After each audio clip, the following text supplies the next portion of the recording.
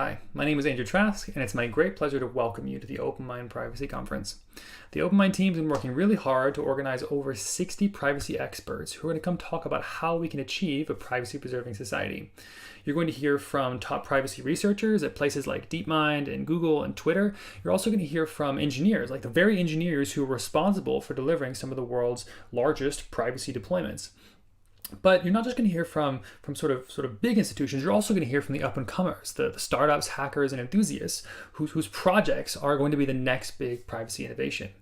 And beyond technology, you're going to hear from philanthropists and journalists and venture capitalists who are sort of supporting and surrounding this community and providing that next level of both guidance and support towards a privacy-preserving future. And it's really this holistic perspective, right? That is what PriCon 2020 is all about. Now, as you know, privacy is one of society's most urgent and important issues. And what we've come to realize is that privacy is being tackled from a huge number of perspectives, right? So like laws are being written, like companies are being started, techniques are being researched and algorithms are being built. And in this conference, we want to ask a very important question. Are we, the privacy experts in our various fields, like working well together? Right? Are our efforts, amplifying each other? Are we finding harmonies and strategies that make it so that they're more than the sum of our parts? Or are we disconnected from each other? Or even worse, perhaps even tripping over each other's strategies and approaches? And more than just ask and answer this question, we want to create conversation amongst privacy experts, right? Especially the ones who don't often meet, so that we can share our knowledge and build relationships and collaborate on our mission towards a privacy-preserving world. And so it's my hope that as you're in conversation with speakers and attendees here at the conference, that you'll fully embrace two things. So first is that you have a role to play, right? That you have a role to play in the world becoming privacy preserving, no matter who you are or where you're from or how many qualifications you have. That you can find a specific place within the community to help us solve privacy. And at this conference, we've brought together sort of all the information that you could need from the experts who know about this area to help you find your place, to help you get plugged into the privacy community. But more than just understanding that you have a role to play, the other thing that I want you to remember is that you can't do it alone, right? That there isn't like a single piece of technology. There isn't like a single app or a single law or regulation or algorithm that you could make that's going to sort of single-handedly tip the world in towards a privacy-preserving future. And that it's only by us all working together in different fields, or like a regulatory fields and technology fields. And it's only by all this kind of coming together in harmony that we can fully accomplish this mission of a privacy-preserving world. And to that end, you might still be asking, what is that mission, right? Like how are we supposed to accomplish this, and where's the destination? And so in the spirit of helping you find your place within the privacy community, there's also going to be a high-level theme within this conference, which is a high-level framing of what we, the OpenMined community and the organizers of the conference, feel should be the long-term goal of the privacy community, and thus the framing by which you can find your place in this mission. And I'm not going to like defend this particular vision and mission at the moment. I'm just going to present it, and throughout the conference, you'll be hearing various perspectives on why we feel that this destination is the one that we, the privacy community, should be shooting for. So the vision, right? A vision that we think the privacy community is supposed to be leading us towards, like the destination that we're trying to get to, which also forms the new vision statement for OpenMined, is a fair and prosperous world. Okay? And this perspective, like saying that our vision, the thing that we're trying to get to, being a fair and prosperous world, means that we don't think that privacy exists just for privacy's sake, right? Like privacy is not the destination. It's the means by which we accomplish all the other objectives in life and in society that we want to have happen, right? And specifically, we're going to identify two two overarching objectives being prosperity, right? Our ability to gather resources that benefit humanity from nature and from the earth, and understand them, like science, technology, this kind of thing, like prosperity as a whole, right? The sum amount of prosperity that humanity has created, and fairness, which is from the perspective of given that the resources that have been created, how should they be distributed amongst society, right? And we think that these are kind of the two big destinations, right? Where if we were able to achieve a truly fair and prosperous world, that privacy and privacy technology, whatever role that it played, would have been accomplished, right? And now you might be asking, okay, great, so that's an interesting destination, and you'll be learning more about that in the conference. But how are we going to get there? Right? What does it actually mean to try to make progress to this? What's the mission that we should be on that's ultimately going to take us to this destination? And so for that, we also propose OpenMind's new mission statement, which we advocate should be a mission statement for the privacy community more broadly, which is that our mission is to align and incentivize all institutions to only serve the best interests of humanity, right? So align and incentivize institutions to serve the best interests of humanity. Right, and again, as I said, I'm not going to fully unpack this right now. Like you're gonna experience different aspects of this mission and vision as you go throughout the conference, and more importantly, I hope that this mission and vision will actually act as a useful framing, so that when you hear about a specific detail, right, when you hear about a specific algorithm or a specific app or a specific law or regulation or even a specific story about a specific failure that we've had, right, when each person in this conference is highlighting one part of the puzzle, I hope that this mission and vision will be useful to you as a broad framing so that you know where it plugs in, and more importantly, where you can plug in. Cool. And so now, with that in mind, before I introduce the first speaker, I want to give you a few pieces of context that are going to help you get the most out of your time at this conference. So as far as the structure is concerned, you're going to find that towards the beginning of each day that things are going to be a little more technical, right? People's brains are kind of ready for it, so we thought we would sort of encourage things to be a bit more technical, a bit more educational towards the end of the day. And as the day goes on, you will orient more towards sort of social impact, entrepreneurship, and awareness. So if you're recommending, maybe friends and family to join the conference, and you think that they might lean towards either group of content, feel free to guide them accordingly. And as I mentioned previously, this conference is about creating conversation and relationships so that you can find your place within the privacy community, and specifically conversation amongst privacy groups that are sort of least likely to meet or don't often get the chance to meet. And so as such, in order to participate in the conversation, as this is a virtual conference, you'll need to be on the conference platforms. Cool. Now, the first one, you're already on. If you're watching this video, you're on it, the video platform itself. And by asking, it's kind of a one-way conversation so far. But while the speakers are streaming, even while this talk is happening right now, I, the speaker, will be available for you to talk to during and after the talk, right? So and each speaker who's in their video, you'll be able to ask questions to during the talk inside the chat conversation here. And so you might be thinking, oh great, I'm already here, perfect. But what I want you to do, just to make sure everything's sort of set up right, that you're logged in, you're ready to go, the keyboard's attached, is I want you to type the letter B, right? So the lowercase letter B, which kind of looks like a little thumbs up. And I want you to do two things. So first, make sure it sends, like you're properly logged in. You're not going to need to create an account halfway through the conversation, right? And then make sure you can also see everyone else's thumbs up as well. Like make sure you're sort of just properly using the tool and everything's working as it should. Like the configuration is right so you can participate in the conversation. Because the last thing we want to have happen is like you want to tune into something and then there's some sort of barrier that could slow you down from being able to participate. Cool, so first things first, go ahead and type that B now, hit enter, and then we'll get on to the next thing, okay?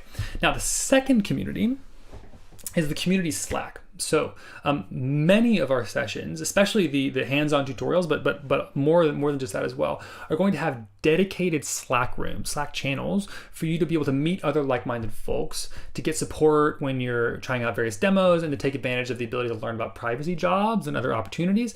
And so that you can participate in these conversations, I want you to join the Slack now so that you're sort of already in it, right? So that the Slack is at slack.openmind.org.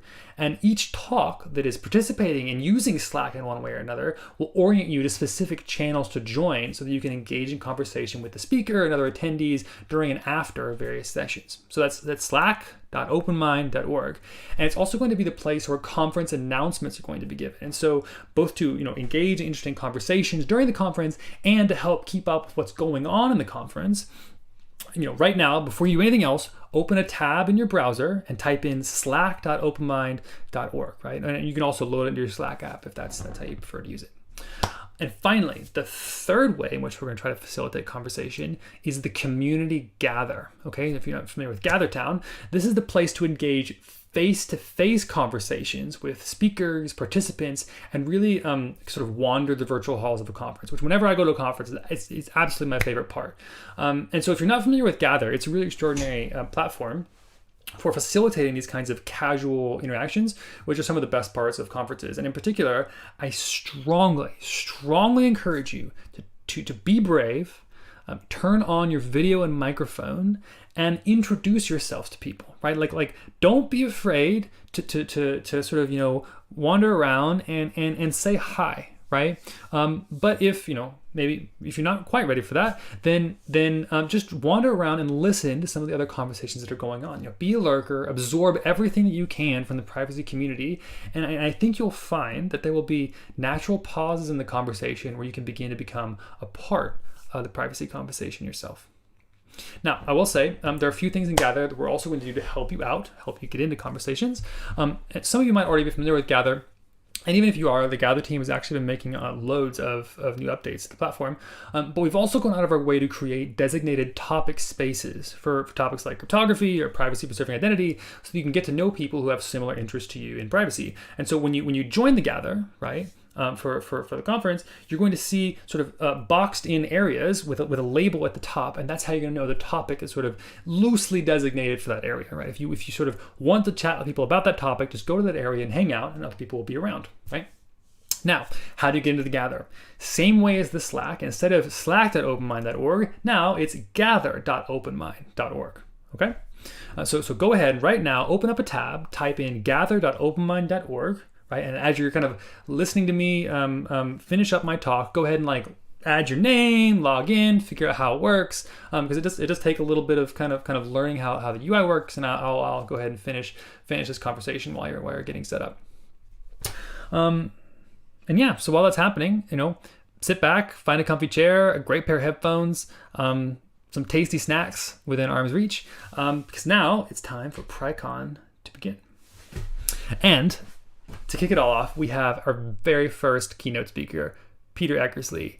Peter is an absolute legend within the privacy community. He was responsible for shepherding some of the biggest advancements of the decade, many of which are sitting inside of your laptop, these privacy advancements in this very browser, like right now. He's got a PhD in computer science and law from the University of Melbourne. He was the chief computer scientist at the Electronic Frontier Foundation, where he led a team that launched an insane number of security and privacy projects.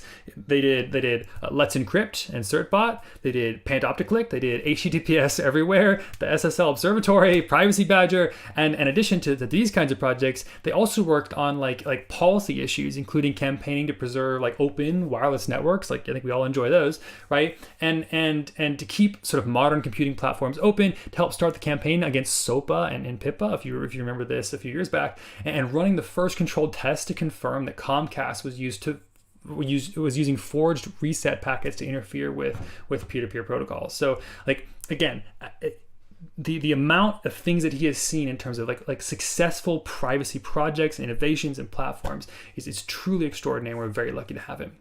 Even after he was at Electronic Frontier Foundation, he then became the director of research at the Partnership in AI, leading their internal research efforts and supporting external work on a wide range of AI ethics and policy topics.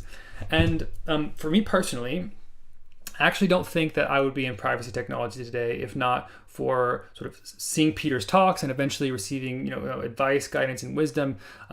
And he inspired me not only to think that privacy was worth pursuing at all, much less as a life mission, but that it's actually possible to make a profound difference in this area. That you can put your effort in one direction and really actually make change happen.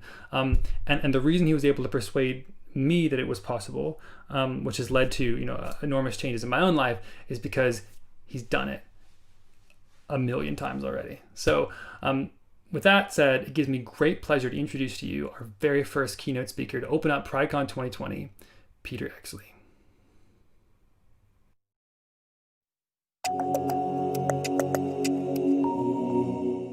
Hi, everyone. Welcome to the OpenMined Privacy Conference 2020 edition. My name is Peter Eckersley. It's a pleasure to join you here in cyberspace in these strange times. I'm going to give a talk today about the crisis, the paradoxical crisis of privacy in the early 21st century, and the role, constructive or futile, of privacy-enhancing technologies in trying to get us out of that crisis. For those of you who, like me, grew up in the 1990s, you may remember a time when the internet was not a fait accompli. It was a radical, drastic ambition. People were talking about building this crazy thing, a World Wide Web, a system of documents that would be linked together, hypertext for the whole planet. And for the cypherpunks of that era, cyberpunks and cypherpunks, it was a crazy time. We were trying to build something that seemed impossible. And then it succeeded. The only price we paid was that we were left with a crazy privacy hangover. It was hard to get hypertext to work. We did, but it's even harder to get hypertext to work with privacy. We didn't quite succeed the first time around at doing that. So after the web was built, we all noticed that it wasn't delivering the privacy guarantees that we might have wanted to. We had lost the right to read in private. Firstly, because every web page you went to, and not every web page, but many of them, were festooned with dozens of JavaScript tracking tags and one-by-one transparent GIF images that were causing our browsers to transmit information about our reading habits to these third-party tracking companies. Some of them are companies you know about, the Facebooks and Googles of the world, but others, there were dozens of them that were these companies that you had no idea existed, had no relationship with, but they knew everything about you and what you were reading, because they had, in some cases, cut a deal with the page you were on. In some cases, they cut a deal with someone who cut a deal with someone who cut a deal with the page you're on. And there was a chain of JavaScript includes following those relationships that wound up tracking you without consent. So what we'd gained was a World Wide Web, but what we'd lost was the right to read in private. Now, people did try to get it back with technology. There were some really interesting projects, still are some really interesting projects, trying to figure out how to offer a version of the web without games.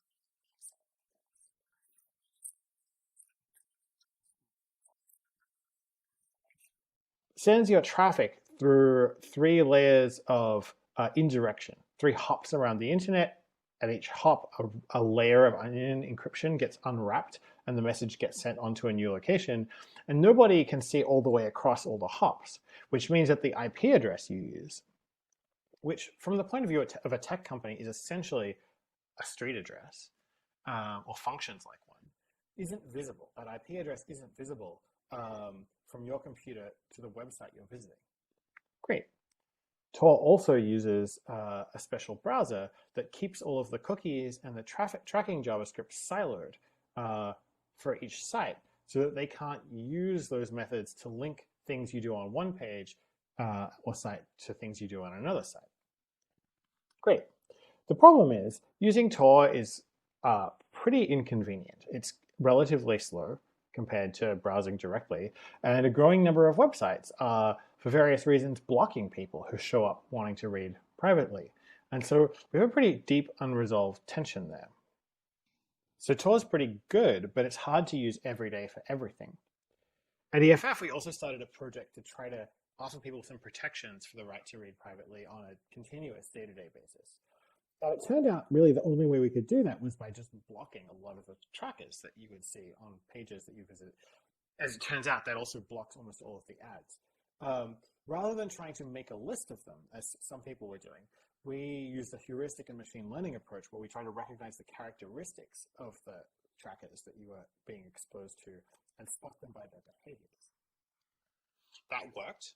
we were able to block a lot of tracking on the web, maybe not all of it.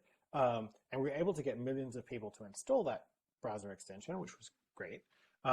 It also inspired and was allied with a larger movement that was occurring at around the same time with other projects like Disconnect and Brave, eventually even inspiring browsers like Firefox in private browsing mode and Safari to offer some of these same kinds of protections structurally in the browsers we use day to day.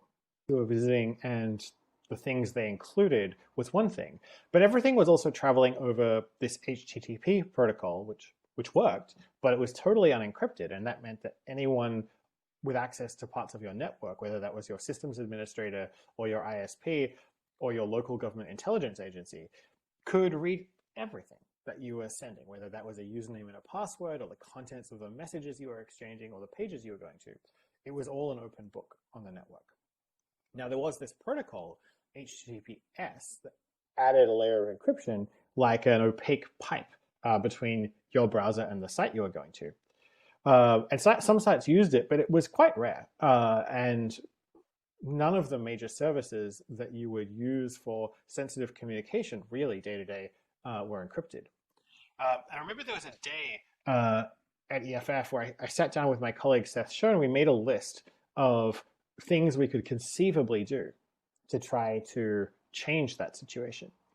And at the time, the list looked really daunting. But one by one, we started doing the things on the list. And eventually, we actually managed to really drive the web from unencrypted HTTP to encrypted HTTPS. Along the way, we did things like badger the tech companies one by one, saying, hey, Google, can you offer a version of search that works over HTTPS? And at first, there was some heel dragging, and then some people came back and said, yes, actually, we can do this now. The same conversation happened over and over with many of the platforms. Then we shipped browser extensions, HTTPS everywhere and parts of the Tor browser that would automatically upgrade you to the more secure version when both insecure and secure were available. And that started off as a small project, and it ended up with a list of many thousands of sites that were being upgraded. We tried to improve the security of the HTTPS connection itself. It depended on these strange organizations called certificate authorities. And when we looked to see, it turned out there were thousands of them run by all sorts of governments and all sorts of other entities. So lots of people were in a position to make a certificate for gmail.com that would convince your browser that that cryptographic key was Gmail's key. That situation persists, so it's now considerably better in a lot of ways than it was when we first started looking. And lastly, and this was by far the biggest and most complicated project, we looked at the landscape and saw that there were millions of sites that didn't have an encrypted HTTPS version because it was just too hard to do. It cost money. You had to pay money every year for a certificate. And then you had to deal with this very bureaucratic and opaque system for proving that you control the domain. So we set out in a collaboration with people at Mozilla and the University of Michigan, some support from Akamai and Cisco, to build a new certificate authority. That project became the Let's Encrypt project and also the CertBot project that would let people get certificates and turn on HTTPS for free using an automated protocol. And it took several years to get all of the pieces of that lined up. And then it took, once we launched it, it didn't take very long to get millions and then tens of millions of sites using it. Eventually, hundreds of millions of domain names started using Let's Encrypt. And so we were able to really kick the default of the web a long way from HTTP to HTTPS and make, while it's certainly not impossible for intelligence agencies and other surveillance actors to see what you're doing over HTTPS, they have ways. They can't do that by default for everyone. And there's significant structural protections that we were able to get. But now let's turn to the present moment. The new thing that we're grappling with is not just the web. It's not even just smartphones. These very compelling and convenient objects that we carry in our pockets, which are festooned with dozens of different sensors and microphones and cameras and GPS units, and which are reporting information from all of those things to all sorts of people. The thing that's new and that we're really grappling with is the growing success of machine learning and artificial intelligence. And those machine learning methods are making it possible not only to collect millions of people's emails or millions of documents, but actually to begin starting to read them all, to begin starting to make sense of them at scale. And as that's happening, new technologies are being built on top of that capability. And they're having somewhat destabilizing consequences. I think two of the most important examples that we're talking about are the Facebook recommendation engine, which is telling people, hey, pay attention to this, hey, pay attention to that story from your friends, news article, whatever it is, based on a prediction of what you're going to engage with. Or the YouTube recommendation algorithm, which has a model of what people are likely to click on and watch, and which is leading them down all sorts of very diverse and sometimes troubling psychological paths. So we're looking at the capability to start understanding the world with neural networks at scale. And there are all sorts of great, useful, constructive things we could do with that capability. But also, there's a huge amount of power in whoever's going to be able to do it. And a huge question about whether it's appropriate for those tech companies to have so much data about us in order to train their neural networks with.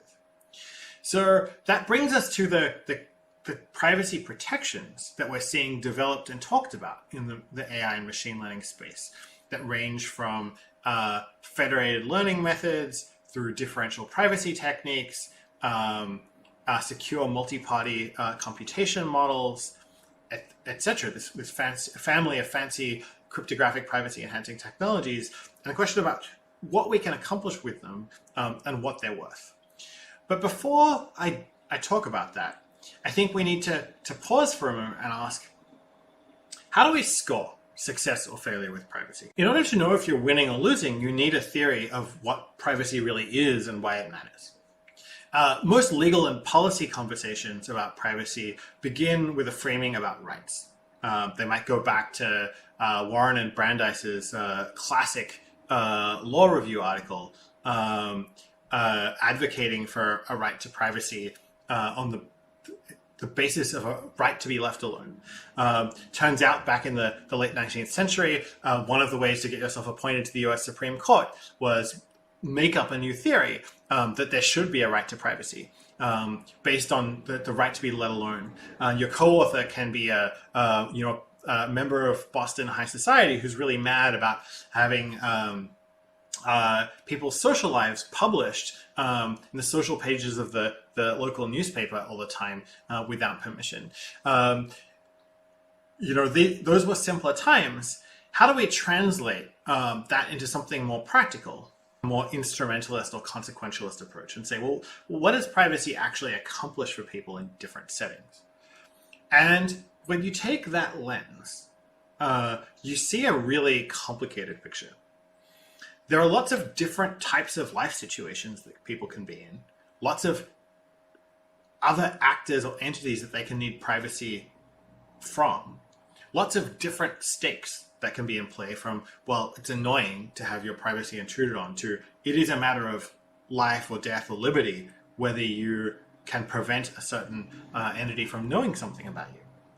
And what's common across, say, a journalist in Mexico trying to report on Los Narcos without facing mortal danger to her life, or a person who is a teenager who is trying to prevent their parents from reading their diary or watching what they're doing on the web. What's common across those people and really all of the settings in which we see privacy contested is that privacy is functioning potentially, if it's functioning well, as a shield against powerful social norms or institutions or individuals or laws that are ill-conceived that are trying to control, intrude upon, harm, constrain people in a way that ultimately we're not okay with.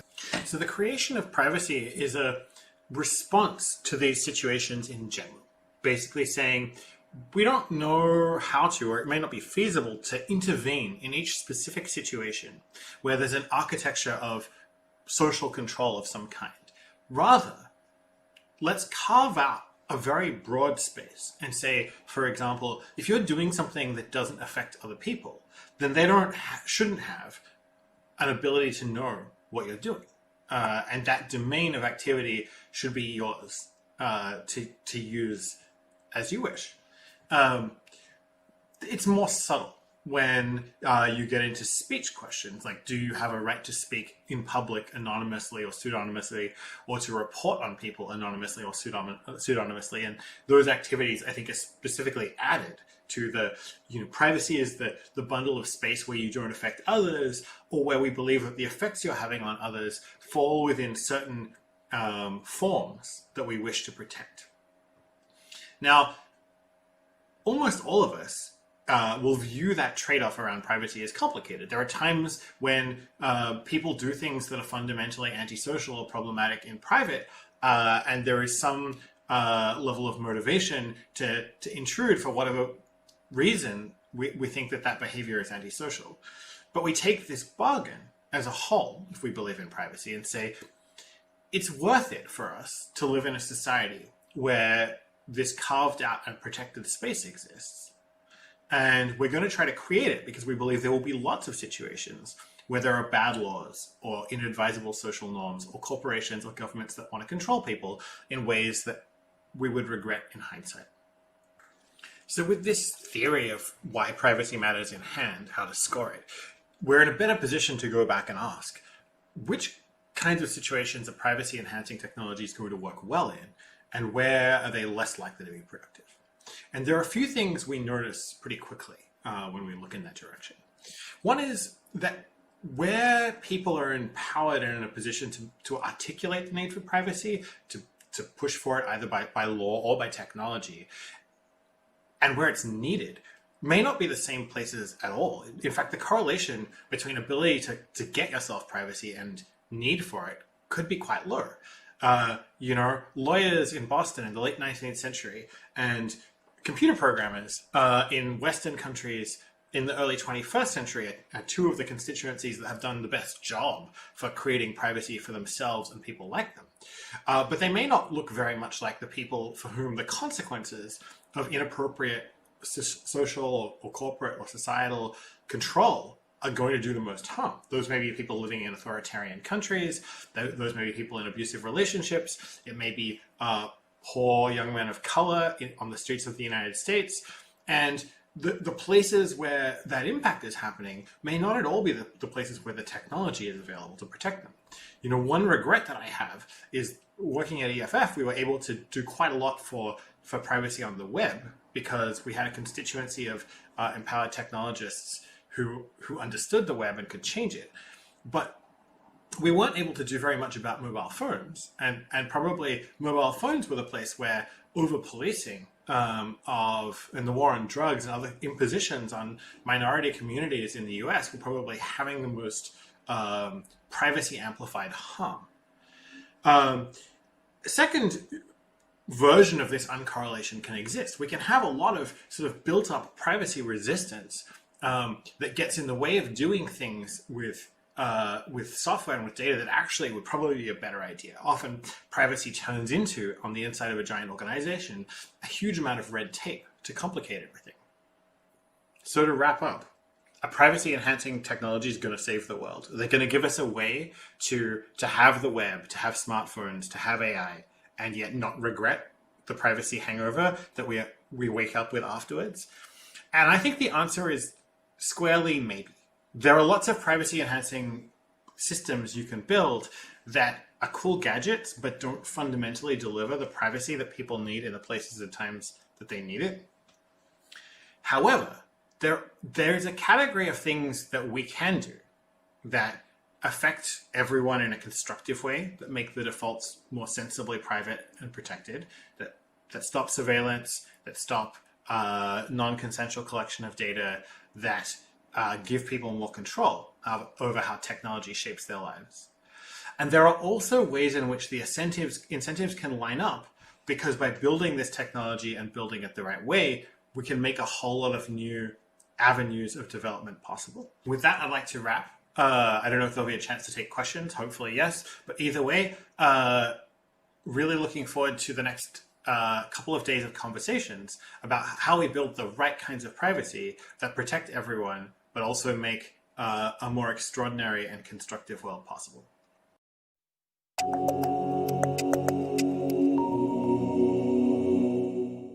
Hello everyone, my name is Lawrence van der Maten, and Ani Hanoun and I are excited to present our work investigating the trade-offs of private prediction.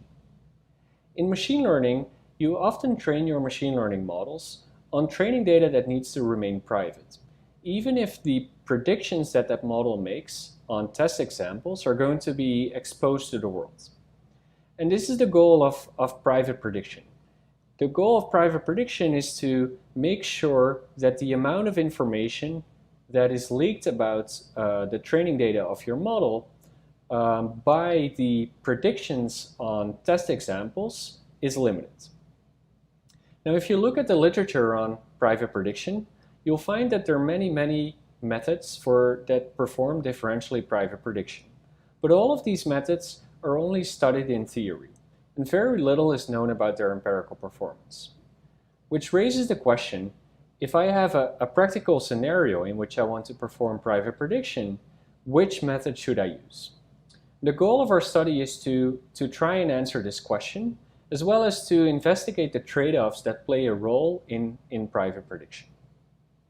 So before I dive into the details of our study, let me first set up the privacy framework that we use, which is a standard differential privacy framework. So for those of you who are not familiar with differential privacy, here's a quick introduction.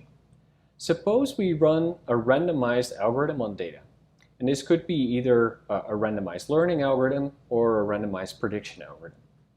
Now what differential privacy says is that changing one data point should hardly change the output distribution of this randomized algorithm. And so this is formalized in the equation you see below, which says that for all datasets D and D prime, which are datasets that differ in only one example, and for all outputs, the output distributions should be very similar. So in this case, D is a dataset, D prime is a dataset that differs from D in only one example. A is a randomized algorithm, a learning or prediction algorithm, and S is a set of possible outputs, a set of possible models or possible predictions. And what differential privacy is bounding is the probability of a certain output that cannot differ too much between the two datasets D and D prime.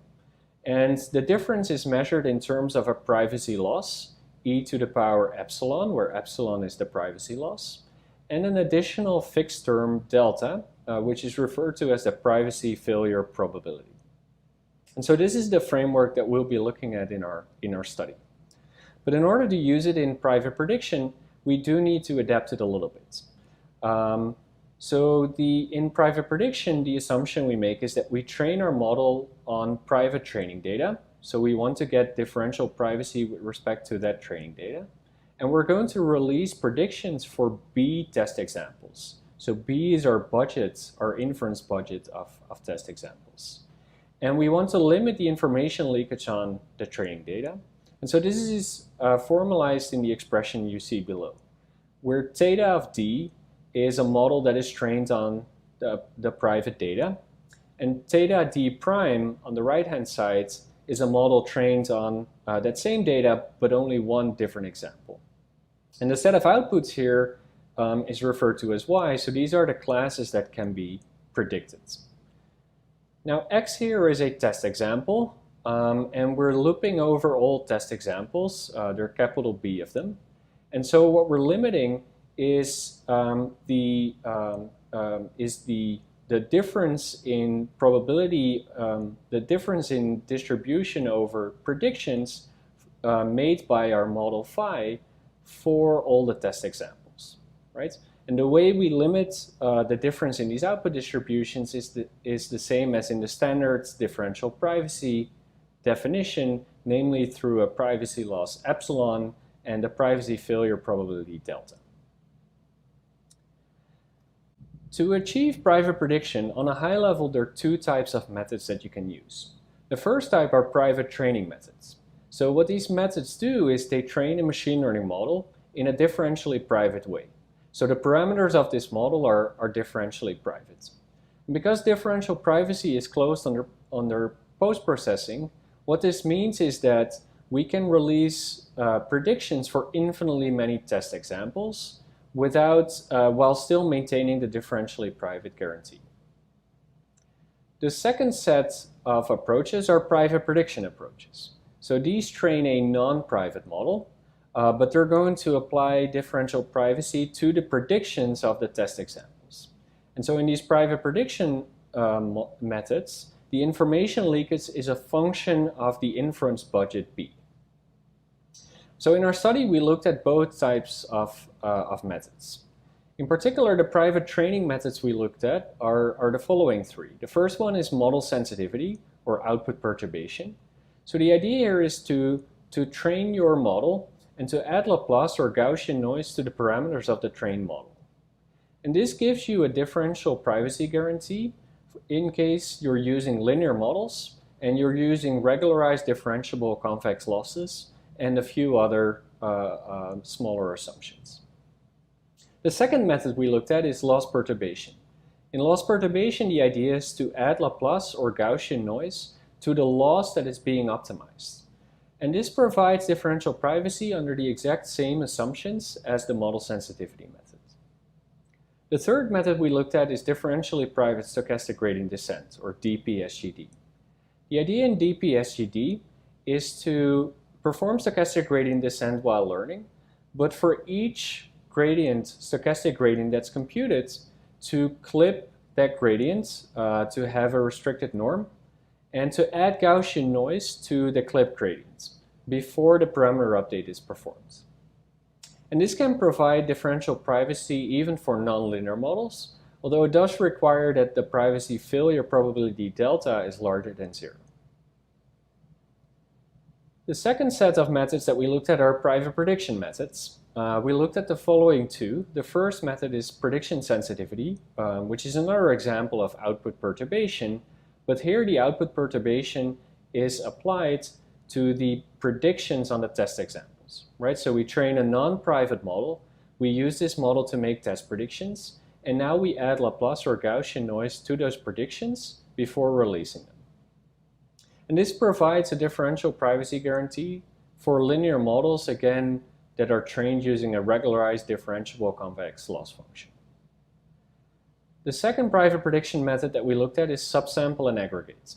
The idea of subsample and aggregate is to split your training sets into T disjoint subsets.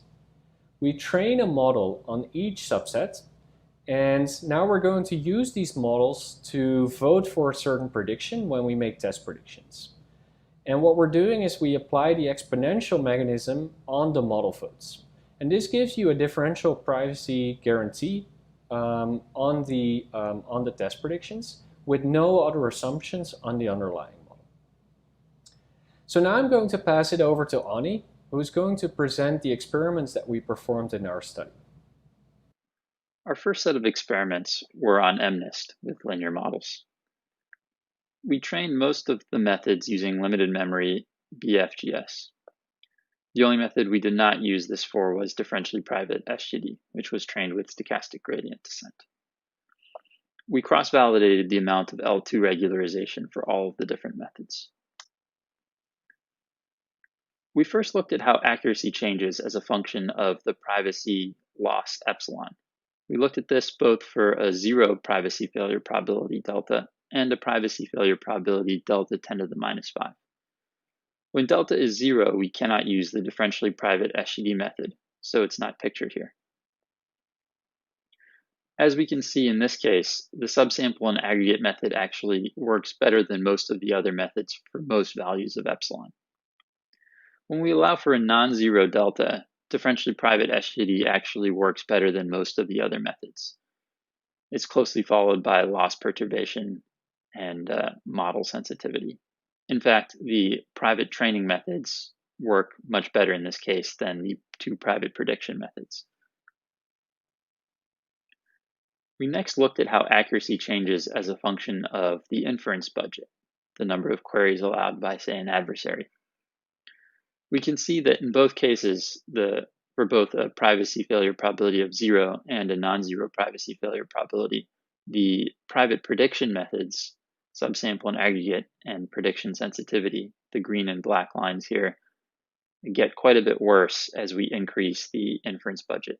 This is because we need to use a larger noise scale in order to protect the model at the same level of privacy.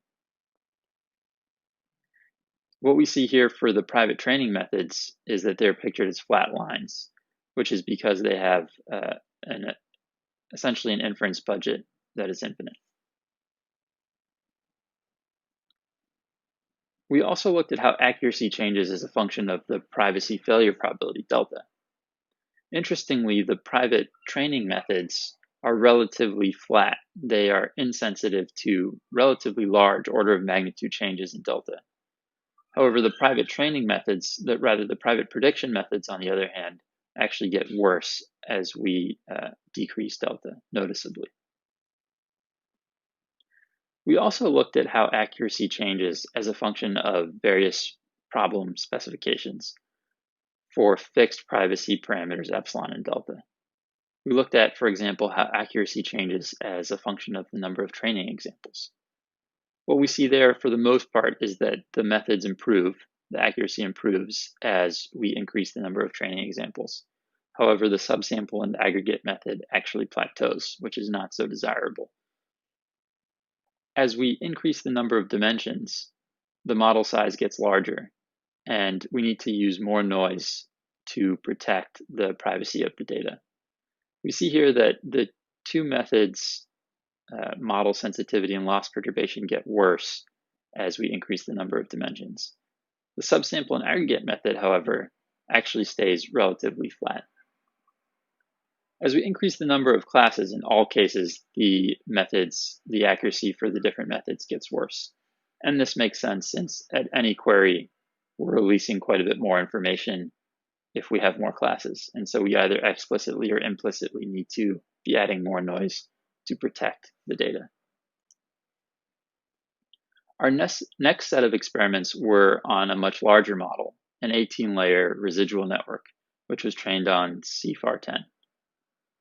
To get this model to work with differentially private SGD requires changing batch normalization to group normalization, since batch normalization depends on multiple training examples, and we need our layers to only depend on one training example at a time. We trained DP-SGD using SGD as well as subsample and aggregate. The other methods we did not use in this case because they are limited to much simpler models.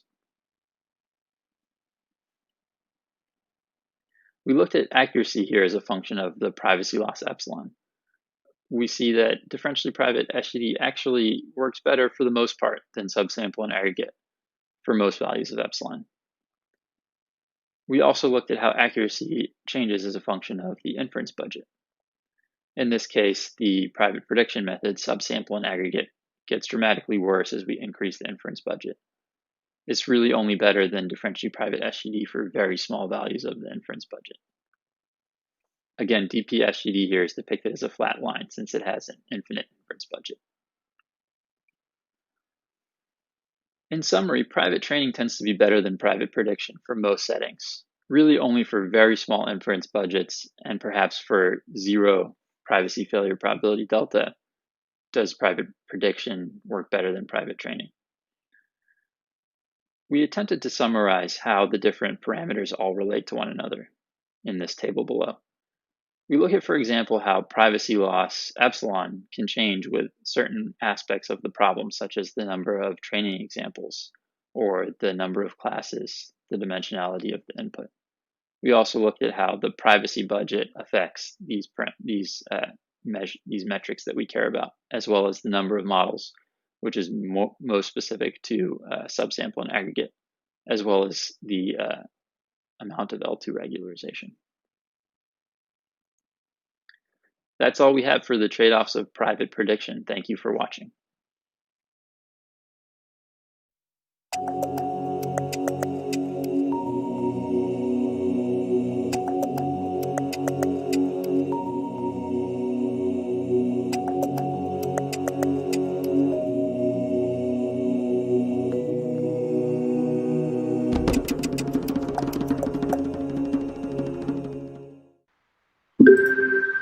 Hi, everyone. This is Peter with the Federated Learning team at Google. I'm a researcher, and I'm very excited to tell you about some of the recent advances in open problems in federated learning.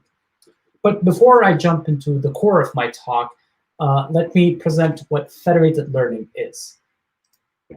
So federated learning is a machine learning setting where multiple entities, we refer to them as clients, they collaborate in solving a machine learning problem. They do so under the coordination of a central service provider, and each client's raw data is stored and kept locally. It's not exchanged, and it's not transferred or sent to other users or the central service provider. Instead, only focused minimal updates that are intended for the immediate aggregation are used to achieve the learning objective. And we're going to try to be a bit more precise about what we mean by immediate aggregation and focused updates in a bit in this talk. So let's take a look at one concrete example of federated learning. This is known as the cross-device federated learning. This is a setting where the entities are phones or tablets or computers. So we have many millions of them, possibly even billions, and the service provider wants to train a model that's going to then deploy on other devices. One way of doing so is we start with an initial model. This is shown as the cyan parallelogram on this slide. This is sent to the device by the service provider. The device uses its local data to update the model via some computation, and then we get that green update, which is sent back to the server. And the server receives all the updates, aggregates them to get a newer model. And then we can compute metrics on this new model.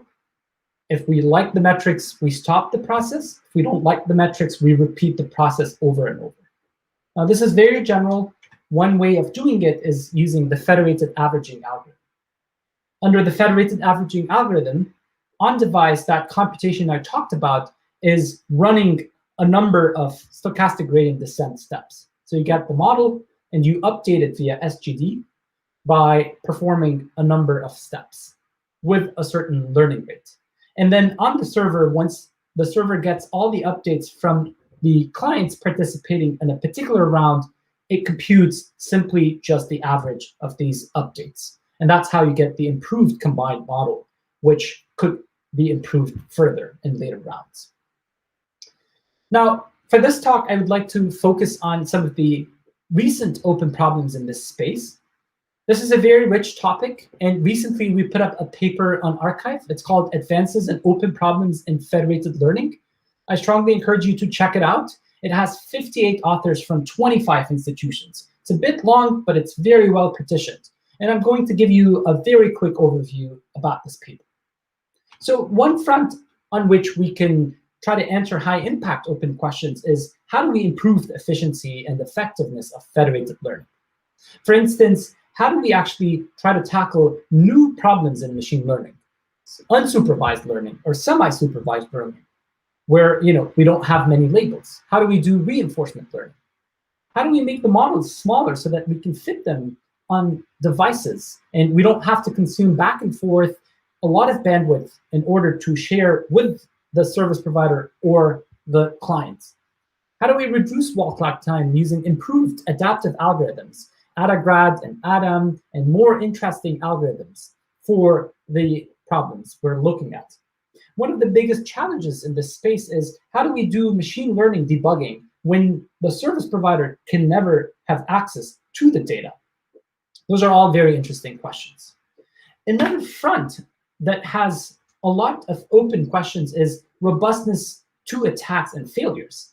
Because federated learning is a distributed setting of machine learning, you can imagine that sometimes the data is faulty, or there are bugs, or perhaps the devices have been compromised by a malicious adversary.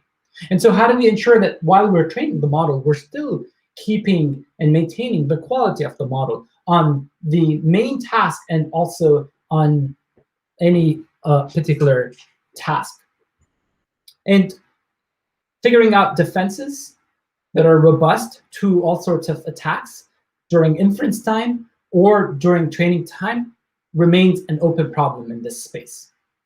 A third rich space of open problems is fairness and bias. Here, we are trying to tackle questions around how do we ensure that our model is not only representative of the majority of clients and devices, but also of any minorities we have in the population.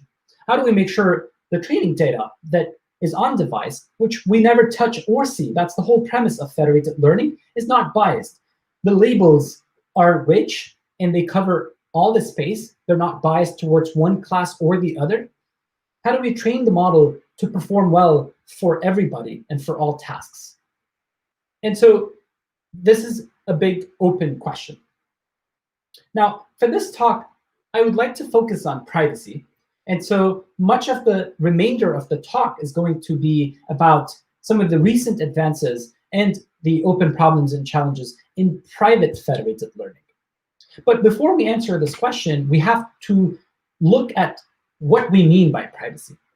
So because federated learning has many different actors and players, there's the clients that are participating in the training, the server that's orchestrating the training, the engineer that has requested the model from the server, and there are the final devices that receive the model where it's deployed and used for inference. So many different actors and players. So it's important to always ask, what private information might each one of these actors have access to? And that's really where we give rise to multiple threat models, which is a nuanced privacy in-depth analysis. Now, I would like you to know that federated learning, at least the way we use it at Google, already builds a lot of privacy protections. For instance, we don't send the raw data. We only send the minimal focused updates, such as these model updates, which we talked about a bit ago. And when we take the updates, we combine them immediately and we delete them. So these updates are actually ephemeral. And we make sure that all the communication is encrypted end-to-end. And whenever we share with the engineer, we try to make sure that the engineer only sees things in aggregate. The engineer would not see any individual updates from clients that are participating. So there's already a lot of privacy protections, but certainly this is not enough for giving strong guarantees. In order to give these strong guarantees, we need to look at a suite of complementary technologies that we have built. This includes modern encryption techniques, secure multi-party computation to do secure aggregation and shuffling, which I will be touching on in a bit, secure enclaves and trusted execution environments, and a variety of differential privacy technologies, including model auditing techniques. These are empirical methods that would give us idea whether or not the model has overfitted to anybody's data, whether it has memorized some unique training examples. Now, again, this is a very rich space. It's impossible to cover this in 15 minutes. So I would like to mostly focus on differential privacy for the rest of my talk. Now, what is differential privacy? Differential privacy is the statistical science of trying to learn as much as possible about a group or a population, while learning as little as possible about any particular individual in this population or group. Now, I'm not going to go into the details of differential privacy and present the mathematical formulation. There are other talks in this conference on differential privacy that I encourage you to take a look at in order to better understand. But I can tell you how we will do differential privacy in our systems, which is even more informative.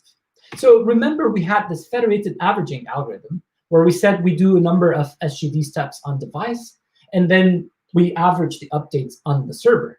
So one way of doing differential privacy, of applying it to federated learning, is if we trust the server, we can do the following. This is called central differentially private algorithms, or a centrally differentially private federated average, because we trust the server here. So what we do is we make sure that the users, they take the model update and they do a clipping process on it that restricts the L2 norm of this vector that's representing the model update. This essentially limits the contribution of the user. And all the participants in the round send their clipped model updates to the server. So their contributions have been limited. Each one of the contributions has been clipped and limited. They cannot send arbitrarily large contributions because of the norm projection process. And then the server aggregates these clipped updates and adds Gaussian noise. We can prove that the combination of clipping on the client and Gaussian noise addition on the server achieves differential privacy. Now, the science of how do we track the privacy budget and how to report and do the privacy analysis, that's a bit complex, and I'll touch on it towards the end of the talk. Another way of doing this is if we do not trust the server, we could let the users clip and add noise locally on their devices. So you take the update, you clip it, you add noise, and then the server would only see the clipped and noisy updates from the participating clients. Now, obviously, this is much better for privacy because it does not require trusting that the server is going to add noise. But as you can imagine, this ends up adding too much noise to the result. And there are some fundamental results in the literature of differential privacy that show that it's almost impossible to train while maintaining accuracy under this model of privacy. So these are the two models. One is local differential privacy and one is central differential privacy. And in one of the recent works, we looked at how can we combine the best of both worlds. And this approach requires to anonymize or shuffle the updates that are incoming from users. So we would still clip on device. And now, instead of sending the clipped updates directly to the server, we would shuffle them all together, and the server would only see shuffled or anonymized, if you want, clipped updates.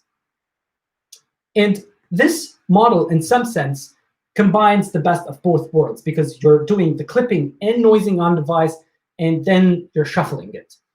It turns out that you can preserve accuracy for federated learning, so you can still train high-quality models. And we show exactly the trade-off between accuracy, privacy, and communication in a recent work that's on arXiv. I encourage you to look at this paper with a bunch of great collaborators from UCLA, where we study the shuffled model of federated learning for the first time.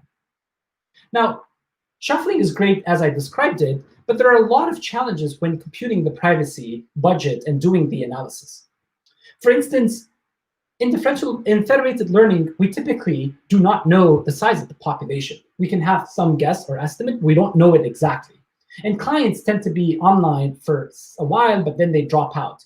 And they don't have to be available all the time. This is the way the system is designed. So for privacy purposes, we need to try to design algorithms that are robust to these variations. And so what we are looking for is a mechanism to enforce differential privacy such that it gets good privacy accuracy trade-offs, and it's robust to these choices of nature where devices can be online and offline, at any point in time, where they can drop out. They don't have to continue until the whole thing is completed. And we want also these mechanisms and these procedures to have clean ways to compute the final privacy budget in order to do this holistic privacy analysis. And in fact, this is the topic of a very recent paper we put up on arXiv. It's called Privacy Amplification via Random Check-ins, with a bunch of great collaborators from Google. In a nutshell, in this paper, what we propose and what we achieve is a new way of doing differential privacy in federated learning. In fact, we give the option for clients to decide whether or not they want to participate by flipping a random coin and when they want to participate. So they would randomize their choice of participation or not, and they would randomize when they would participate. And we showed that this achieves the state-of-the-art metrics, and it leads to a very good way of doing the privacy analysis holistically in federated learning. If you want to learn more, Borja Bale, one of the co-authors of this paper, is going to give a talk during this conference. With this, I'm going to stop. I'm going to thank you for attending my talk. please let me know if you have any questions. And please check out TensorFlow Federated. This is a TensorFlow library that allows you to train machine learning models with privacy, with DP, different flavors of DP, and in a federated setting. Thanks so much.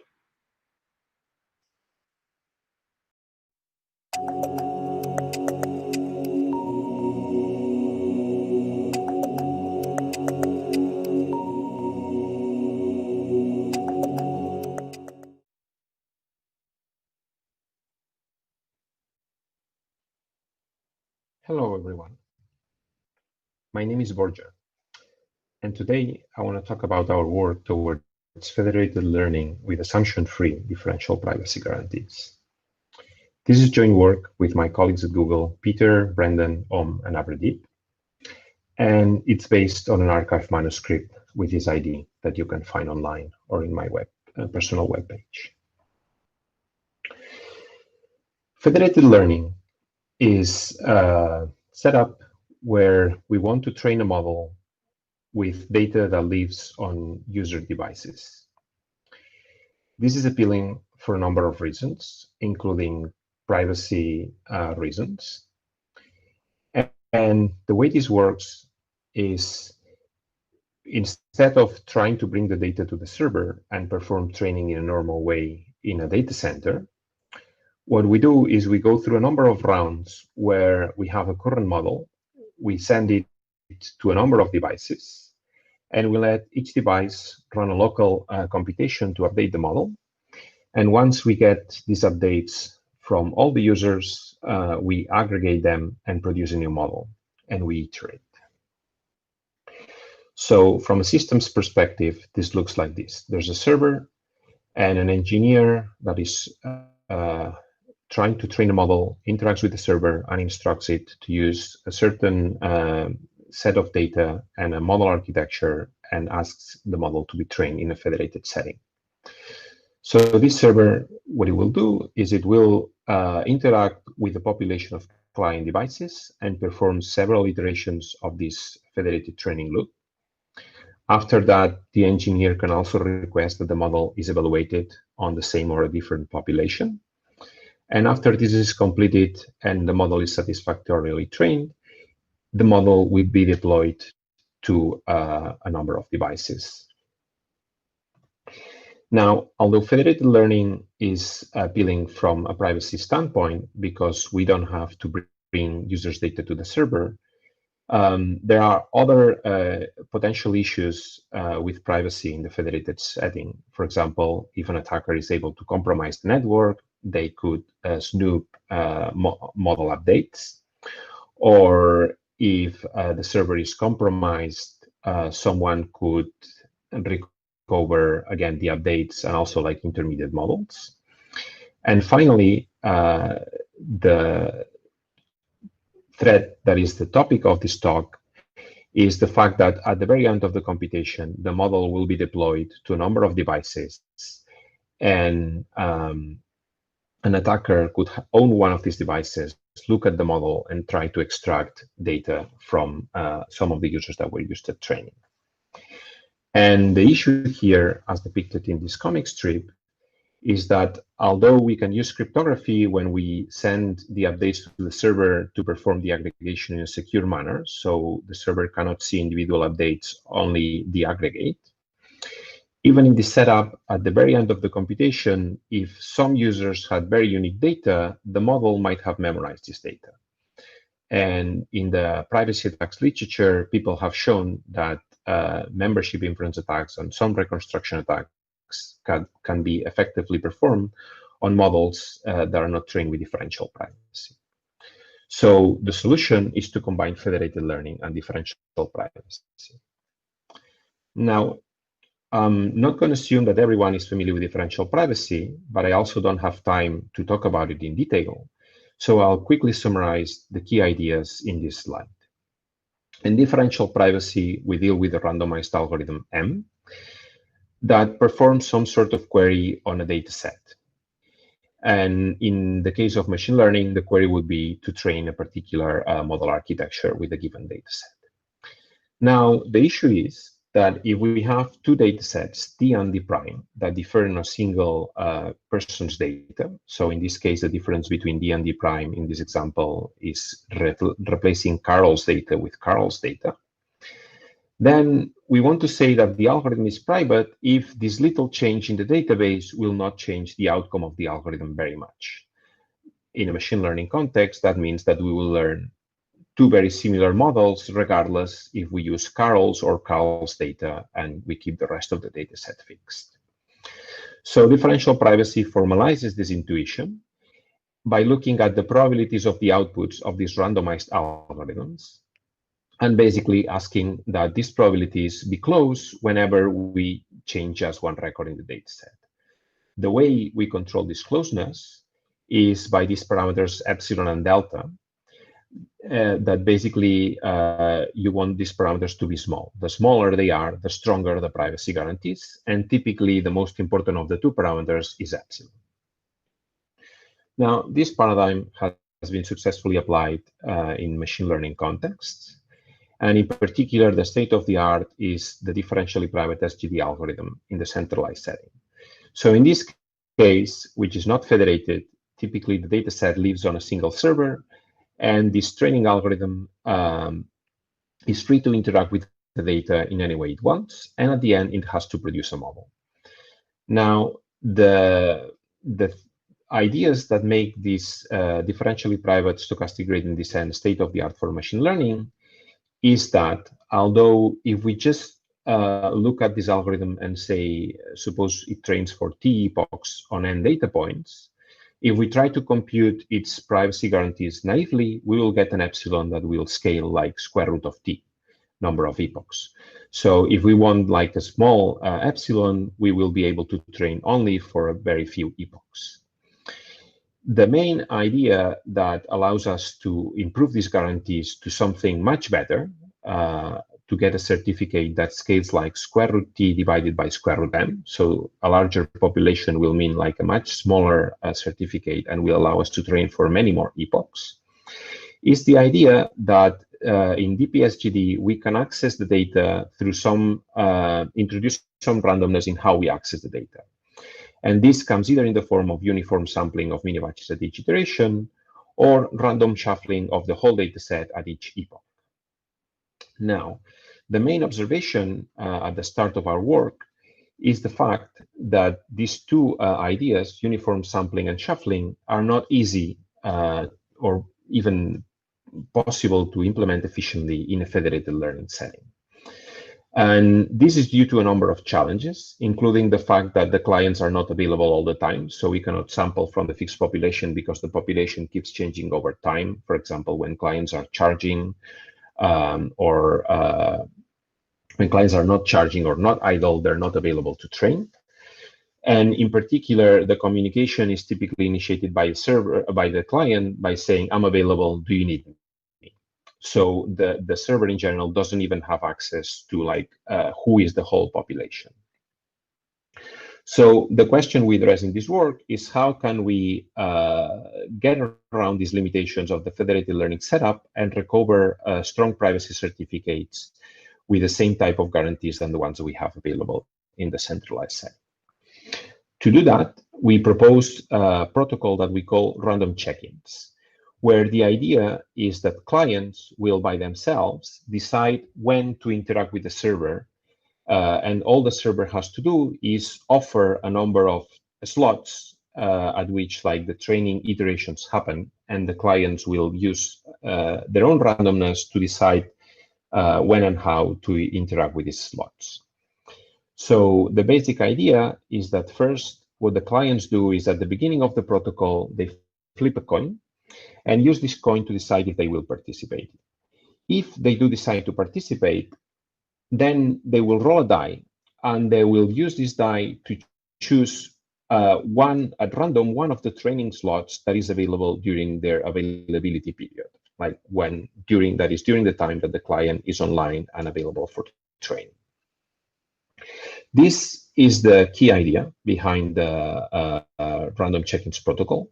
You can find more details in the paper, but I want to highlight two properties here. The first one is that the randomness is fully induced by the client, and it leverages two primitives that resemble sampling and shuffling. So the flipping of the coin gives us the sampling style privacy amplification, and the rolling of the die gives us a shuffling style amplification because it introduces uncertainty on which point in time the client will participate, if they are in fact participating. And secondly, this is compatible with clients having non-overlapping and limited availability. As I said, more details can be found in the paper, but I want to highlight the advantages of this approach. The first one is the efficiency in terms of communication. We generate this randomness in the client, so the server doesn't need to generate some randomness and distribute it and broadcast it to all clients. On top of that, we're leveraging the two well-known amplification phenomena coming from sampling and shuffling, and we can mathematically show that the amplification that is achieved by the random check-ins protocol is similar to what you obtain in the centralized case when you're using either uniform sampling or shuffling.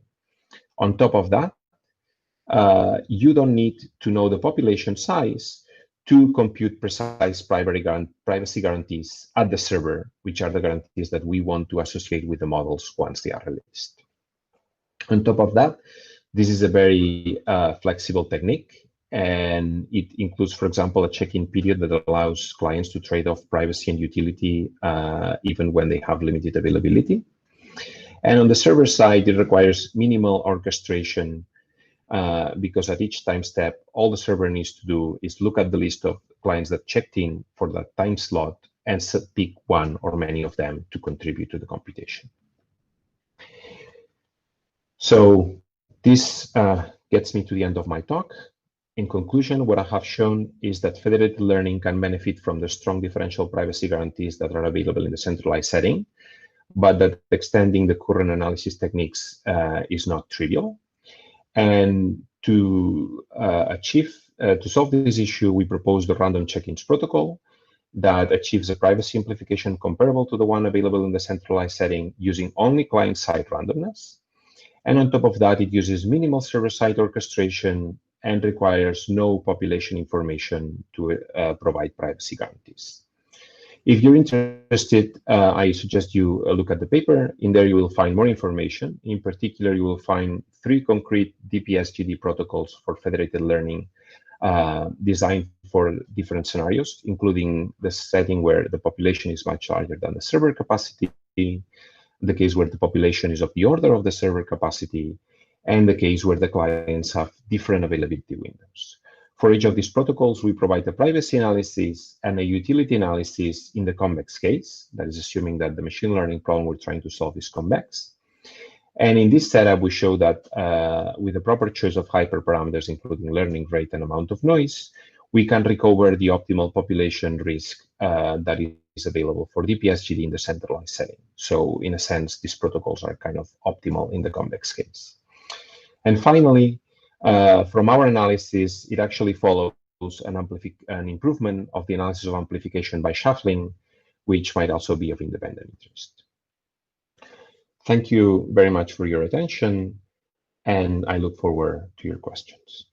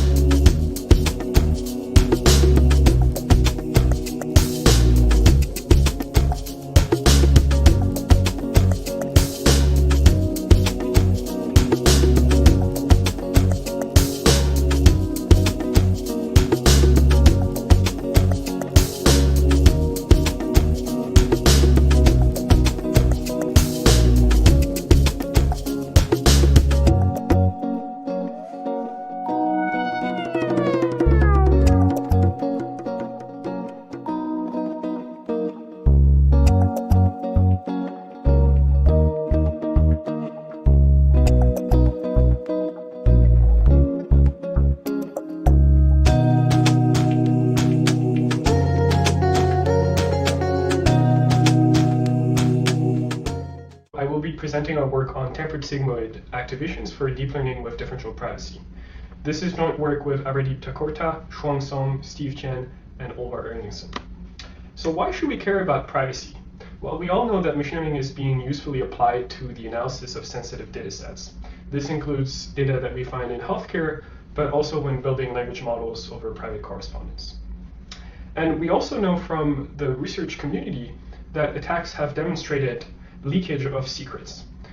A first example is membership inference. An adversary able to observe a model's predictions can infer whether a particular piece of training data was included to train a model or not.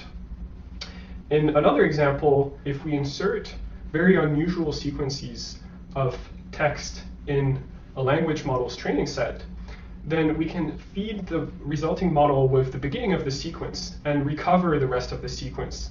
So to counter this, researchers have been working on building machine learning techniques that come with strong, rigorous guarantees of privacy. And these guarantees are typically expressed in the framework of differential privacy, which has become the gold standard in the privacy community. An algorithm is said to be differentially private if it always produces effectively the same output in a mathematically precise sense when applied to two input datasets that differ by only one record. In the example that I give here, the dataset that is at the top of the screen contains the record that corresponds to one individual in particular, whereas the dataset that is at the bottom of the screen is identical to the exception that it does not contain that very record that corresponds to that particular individual. So we want the learning algorithm M to train models from these two datasets in a way that the outputs of the training algorithm are indistinguishable to an adversary. What this means more formally is that we want the probability that the training algorithm M outputting a solution S on the dataset D, which would be the top dataset, this probability has to be very close from the probability that the same training algorithm, this time taking as its input the second dataset D prime, outputting the same output S. And so these probabilities are going to be very close within an interval that is bounded by a parameter known as epsilon. If we can prove that this inequality holds for any pair of datasets D and D prime that differ by one record only, then we have differential privacy. And the smaller the value of epsilon we can prove, the stronger this privacy guarantee will be. Let's now take a look at how we can train with differential privacy. So typically when we train a model, we'll use something like a variant of stochastic gradient descent, especially if we were trying to train things like deep neural networks.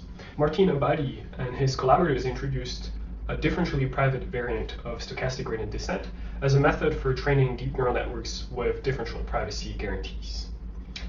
The idea is to, instead of computing average loss values over the entire batch of examples, to start by computing per example loss values for each of the training examples contained in a batch. What this allows us to do is to bound the sensitivity of the learning process to each individual training example by computing per example gradients with respect to this loss for the n model parameters, and then clipping each of these per example gradients to a maximum fixed L2 norm C.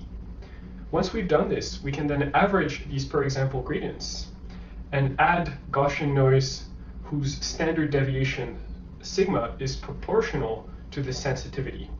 This results in a procedure that is differentially private. However, empirically, the test accuracy of differentially private machine learning is typically consistently lower than that of non-private learning. Sometimes this loss may be inevitable.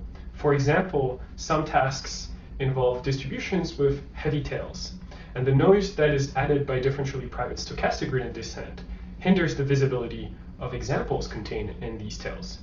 Here I'm giving an example with the MNIST dataset, where we can clearly see that some of the training examples contained in the tail of this distribution are much more unusual than the vast majority of these training examples. This, however, does not explain the accuracy loss of differentially private machine learning on benchmarks that are known to be relatively simple when learning without privacy.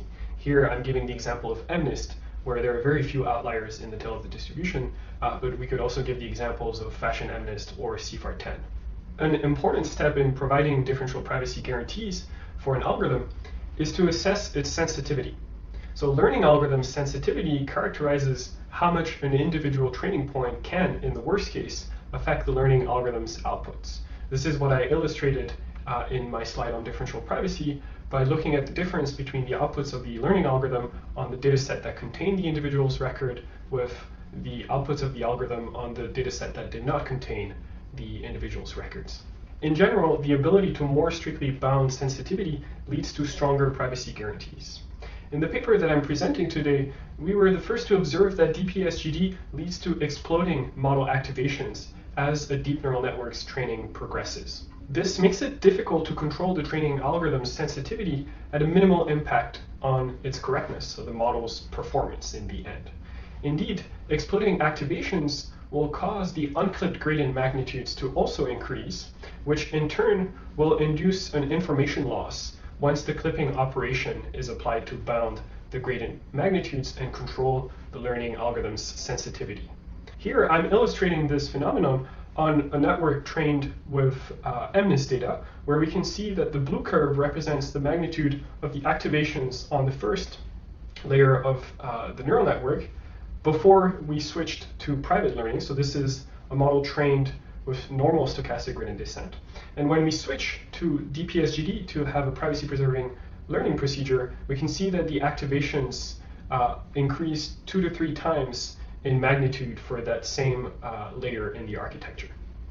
Based on this intuition, we propose to replace the unbounded activations that are typically used in deep neural networks with a general family of bounded activations called the tempered sigmoids. The tempered sigmoids are a family of functions that take the form of the equation to the left of this slide. And here I've highlighted in particular the 3 parameters that allow us to explore this family of functions. S controls the scale of the activation, T is the inverse temperature, and O is the offset. To the right, you can see 4 example triplet values for these parameters and the corresponding function shape. Because this family of tempered sigmoids can in limit represent an approximation of ReLUs on the subset of their domain that is exercised in training, we expect that our approach will perform no worse than current architectures. These architectures use ReLUs as the de facto choice of activation functions. One of the main issues in practice with differentially private stochastic gradient descent is tuning the value of the clipping parameter. If C, the clip norm, is set too low, then clipping introduces bias by changing the underlying objective optimized during learning. Instead, if the clipping parameter C is set too high, clipping increases the variance by forcing DPSGD to add too much noise. Indeed, recall that DPSGD adds Gaussian noise to the average of clipped, per example, gradients. This noise is scaled to the clipping norm. This means that large clipping norms lead to noise with large variance being added to the average gradient before it is applied to update model parameters. It turns out that with tempered sigmoids, we can use the 3 parameters, the scale, temperature, and offset, to control the norm of the gradient of the loss function. And with appropriate choices, we can avoid some of these issues that I just described with clipping. In this figure, I plotted the test accuracy of a bunch of models trained with tempered sigmoids as a function of these 3 parameters, the scale, the inverse temperature, and the offset. You can see results plotted on MNIST on the left, fashion MNIST in the middle, and CFAR10 to the right. All of these models were trained with differentially private stochastic gradient descent, and the color of each dot, which corresponds to 1 training run, indicates the accuracy, the test accuracy that the model achieved. If we compare these models with the same architecture trained also with differentially private stochastic gradient descent, but this time with ReLU activation functions, it is very clear that tempered sigmoids significantly outperform models that were trained with ReLU on these 3 datasets. On MNIST, the best tempered sigmoid model achieves 98.1 test accuracy, whereas the baseline ReLU model trained with identical privacy guarantees achieved only 96.6% accuracy. On fashion MNIST, we achieve a best performing model of 86% with tempered sigmoids in comparison with 81.9% with ReLUs.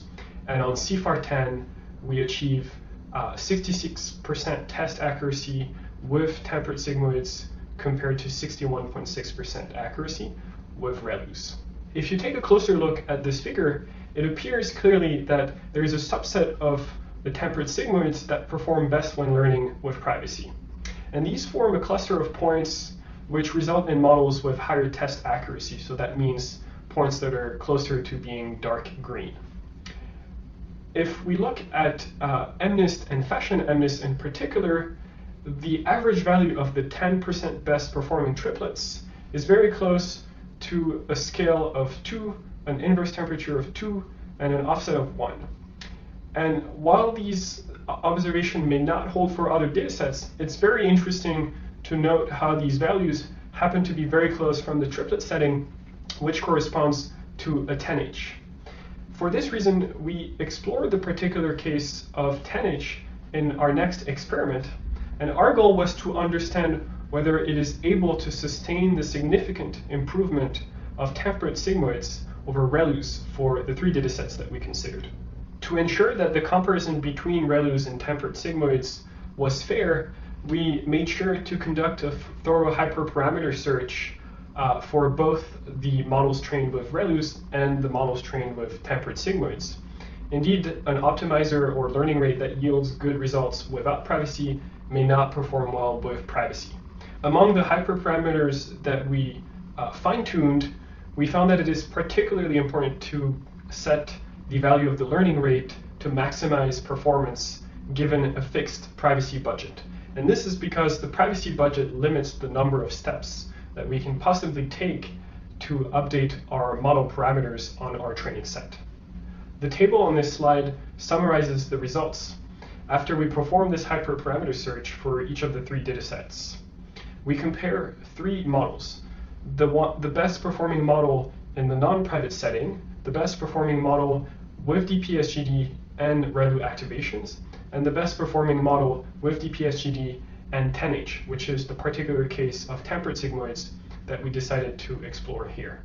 Even in their own individually best setting, temperate sigmoids, that is 10H, continually outperform their ReLU counterparts on the 3 datasets that we considered. To explain why such a simple change of activation functions has such a large positive impact on the model's accuracy when training with differential privacy, we looked at the activations of the first layer of our architecture as we did initially when we started exploring this direction. And so here what you can see is, whereas previously we had observed that by training with differential privacy and ReLUs, the norm of the activations had exploded by 2 to 3 times. Now the yellow line on this plot that we've added, which corresponds to training with differential privacy, but this time with a 10H, you can see that this yellow line corresponds almost exactly to the setting where we train with a ReLU without privacy. So what this means is, by switching to bounded activation functions, by switching to tempered sigmoids, and in particular here to a 10H, we are able to bring back the norms of the activations of our model back to a setting which is consistent with learning without privacy, despite the fact that here, for the yellow curve, we are indeed learning with differential privacy. This helps us to learn with privacy because it eliminates the negative effects of clipping and noising large gradients. So by better preparing gradients to the operations performed by DPSGD, less information is lost. I think that the key takeaway from this work is that rather than first training a non-private model and then later trying to make it private, we should bypass non-private training altogether and directly attempt to design architectures that are more amenable to be trained with privacy. Here we showed that the choice of activations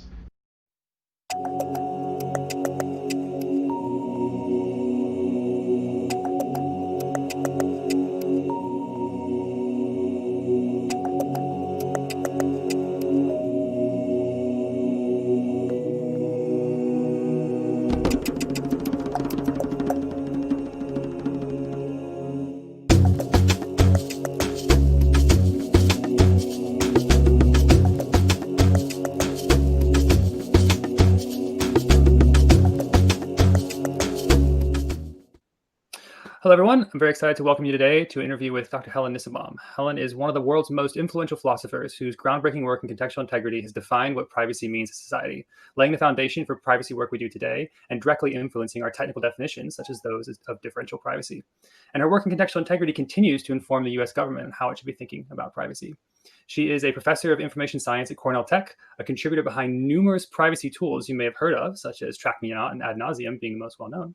And I must say she is personally one of my personal heroes, and it's a great honor to interview her today. Welcome, Helen. Wow, thank you very much, Andrew, and it's a real pleasure to be here. Excellent. Well, so in our conversation today, I was hoping we could cover kind of two main topics. First, kind of your work in contextual integrity, and then second, in obfuscation, some of your more recent contributions.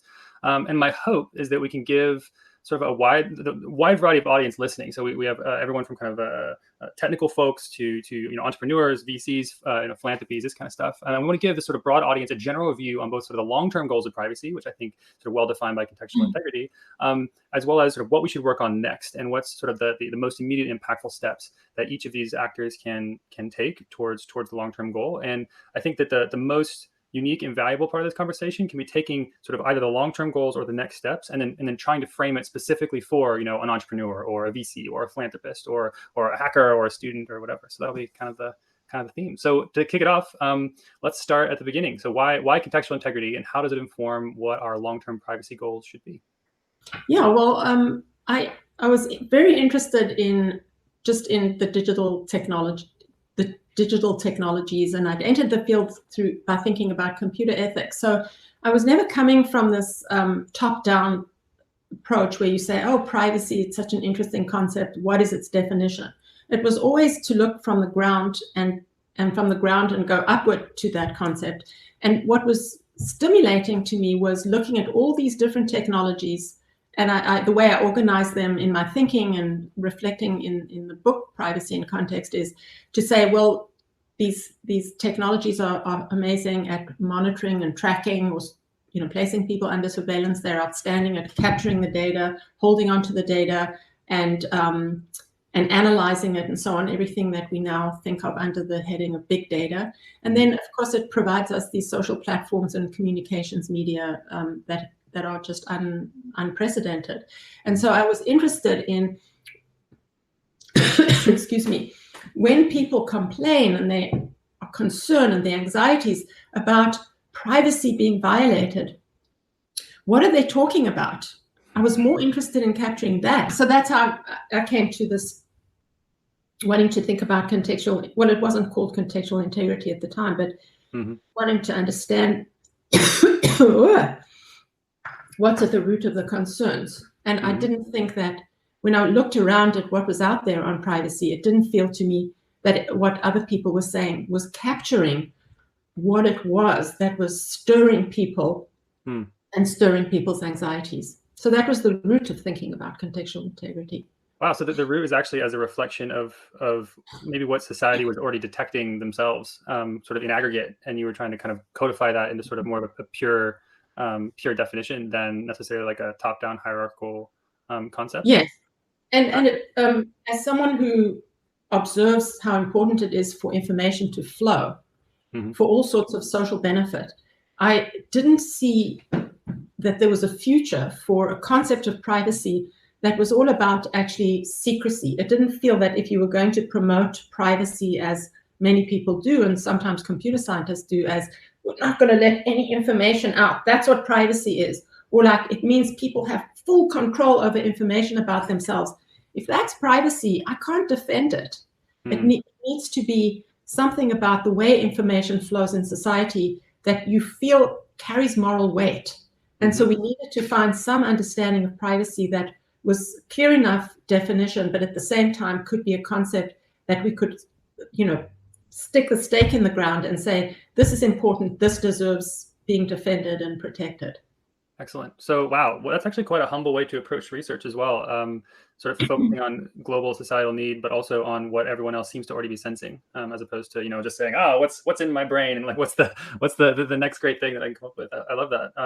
So actually, so as a reflection of that, maybe for some of our more beginner level audience members, you're in this place, you're sort of noticing that you feel like the definition of privacy is lacking. This doesn't really match what society is, what their emotions are kind of piqued by, and secondarily, the definition that we had was more about security, and hiding information was not something we can defend because of all the costs, the other risks that come with just hiding information straight up.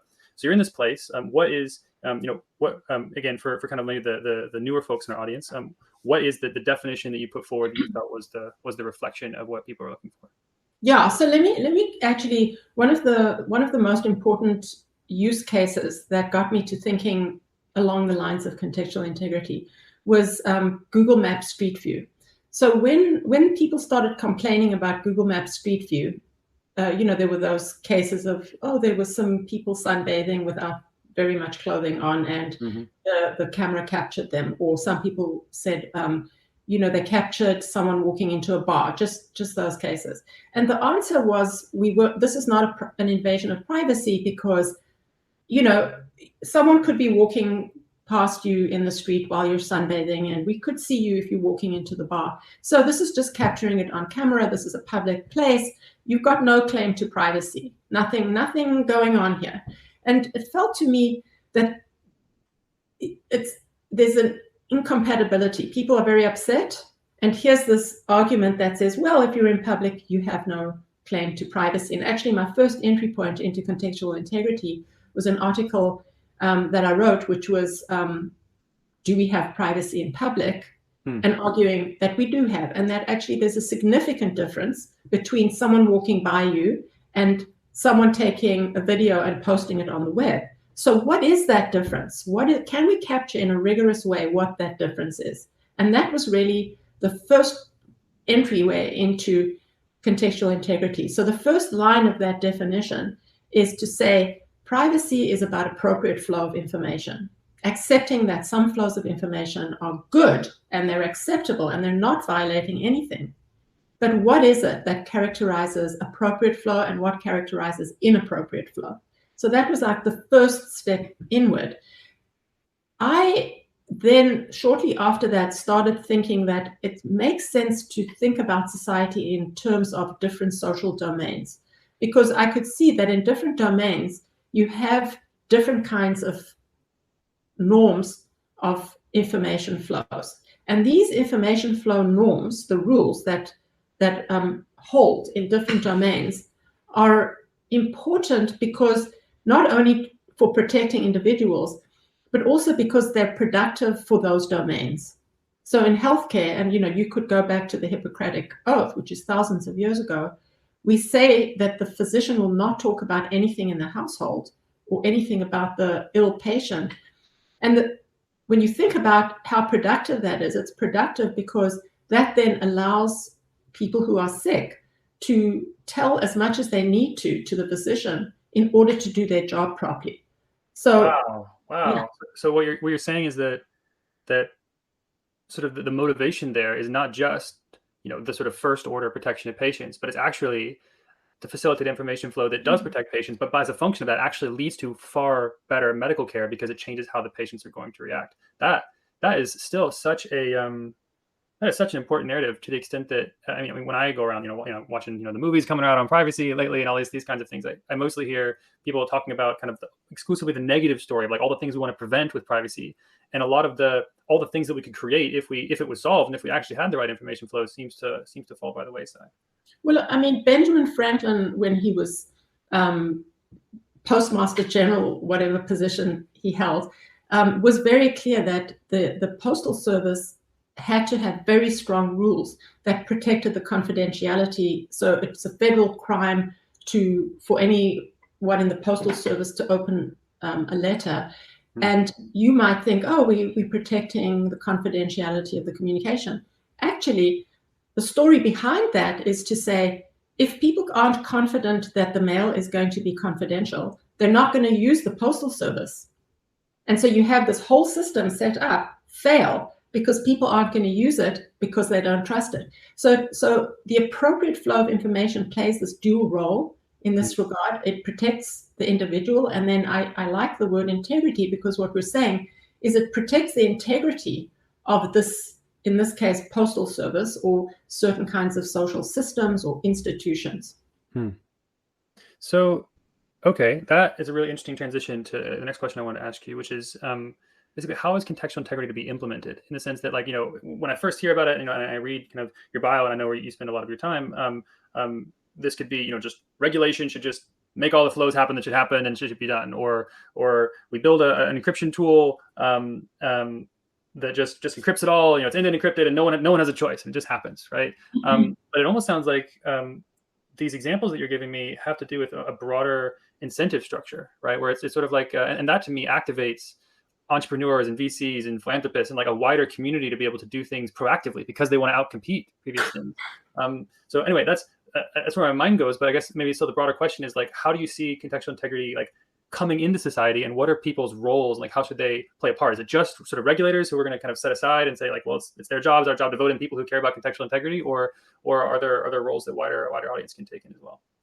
Yeah, I mean, that's a great question, because I wanted to get there and I wasn't sure how we were going to get there. So just we're thinking about, in very abstract terms, about the flows of information within, and I don't want to have any kind of spatial image. I want us really to think about these domains in terms of ontologies of people acting in certain roles or acting in certain capacities, and ontologies of information types, and so on. So if we want to try to understand whether a given information flow is appropriate or not, how do we even describe that information flow with enough information about that flow that we can start thinking about it? So the suggestion that I made early on, and I think it holds modulo, one thing, is that you need to be able to describe the flow in terms of who the sender of the information is, who the recipient of the information is. When I say who, I don't mean, oh, Andrew, Helen. I mean acting in certain capacities. So it could be physician, patient, and so forth. So who the sender, who the recipient, and then the data subject, who the data subject is. Could be, felon, or person having been arrested, judge, police, etc., acting in certain capacities. And then type of information, the nature of the information. And I hope I'll get to this point in a moment because it's on the top of my head. And then this thing that had to be invented so everything else is people who are in database technologies and access and so forth. That's not, it's not terribly surprising, access control in terms of blah, blah. So to capture this flow, you need to characterize these different parameters. And then the fifth parameter is something that had to be invented called the transmission principle. So think of it as the constraints or the conditions under which the information flows. So if we say, probably one of the most important one is with consent of the data subject, but that's definitely not the only transmission principle. But therefore, if you want to describe an information flow, or if you want to express a rule of information flow, then you need to specify these 5 parameters. When I had presented this work to some colleagues in computer science, I didn't really realize it, but when I was describing it to them, they were like, wow, we think we can formalize this.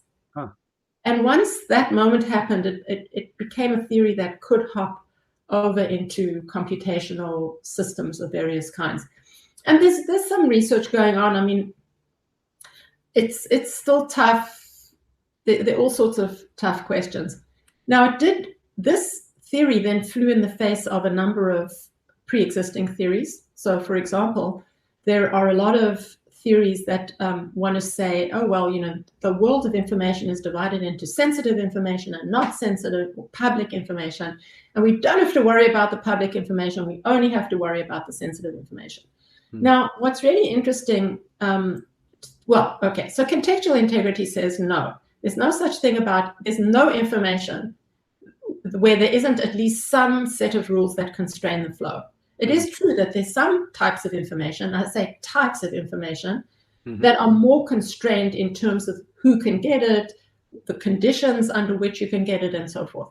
Now, recently, I've been reading up and learning as much as I can about things like permission. So if you're an app developer and you're building an app that has to work on the Android OS, then you know that and again, I'm talking as someone who's learning from my colleagues, that there's 3 levels of permissions. One is about the resources that Google or Android decides whether you can get the camera and whatever it is. Then there's the sensitive information, and then there's the dangerous information. And the dangerous information requires that you pop up and get the user's permission. The sensitive information, you need to get the permission sort of at installation time, and then the resources is just between the app developer.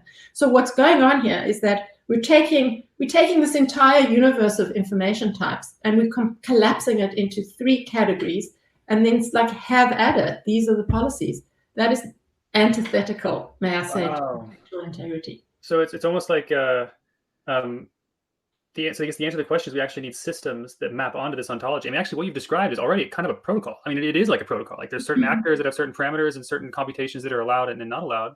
Yes. But it sounds like what you're describing is that basically the tools that we're given are sort of built under the assumption of an old definition of privacy, and so maybe we shouldn't be surprised that we're all sort of building tools and operating underneath an older definition. That's fascinating. So so given the definition of what is a good flow and a bad flow, and like these kinds of low level systems that we want to see built, sort of what can you say to the kind of the big groups or types of audience members on how they can get involved in helping these kinds of systems to come to fruition? Like is it only the 10 people in the world that like write operating systems or lead operating systems projects or whatever who can play a part, or how should we all be kind of as technicians, as entrepreneurs, as funders, teachers, kind of participate in leading towards this kind of infrastructure?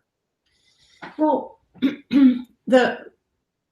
I want to think that some of the things that I've been yelling for 10, maybe 20 years even, have moved the needle a little bit, and I think we need to understand why we're moving the needle and then what's to put in their place. So for example, finally, people who actually have a say in things understand that the regime of notice and choice, or privacy policy and consent, is really not meaningfully doing anything. And but they don't understand why. They may understand it, but I haven't seen much insight. So usually the story you hear is, oh, people can't understand privacy policies, so they don't know what they're consenting to. We know that there's tons of evidence of that. The world has become so complex and the data flows are just impossible to describe. We never, this falls flat. But what they fail to notice is that the reason this notice and choice mechanism is problematic for privacy is that what you're saying is you're just passing the buck. You're saying blah, blah, blah, blah, blah. User, you need to make a decision. There's no thought that's given as to, is this data flow a good thing for the person, the user? Is it a good thing for society? That's the kind of thinking that I want us to do. So if you're building a system and the regulation doesn't demand that you start saying to yourself, why should we do this or that, or why should this be an acceptable or an appropriate flow that we would support, that this system would support? We knee-jerk, it's just much easier to follow this procedural approach. Oh, let's just ask the user. But the user is in no position to understand the ramification either for him or herself or for society, because a lot of decisions that an individual might make actually has ramifications for society, and it's not fair to push it up. Classic collective action problem, yeah. Exactly. And so what we need a lot of thinking about productive data flows. And I feel like if we're talking about supporting research, philosophical research, which is very hard for anybody to support because whatever, that's the kind of thinking we want. And we don't want people like me, a privacy theorist, to be talking about what the data flows should be in education. You want people in education who understand teaching and so forth. That's where the thinking has to go on. The EFFs and the CDTs and so forth, they're great advocacy organizations, but if you want to know or understand how there's a lot of work that needs to be done within these different social domains to understand. And then, I'll just say one.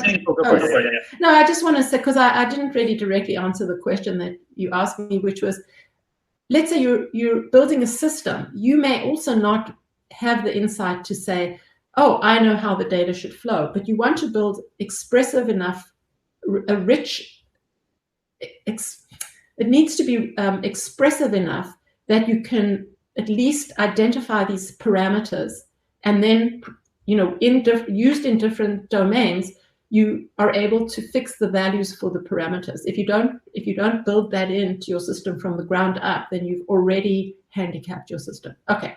No, that's amazing. That's such great advice. And actually, tying into your analogy from earlier about Benjamin Franklin, who said that the mail service has to have a certain kind of information flow. He didn't do that necessarily altruistically. He did that because he wanted the efficiency and wanted the I guess in his case, he wanted the American people to be successful, right? And I think maybe what I hope is that there can be some creative thought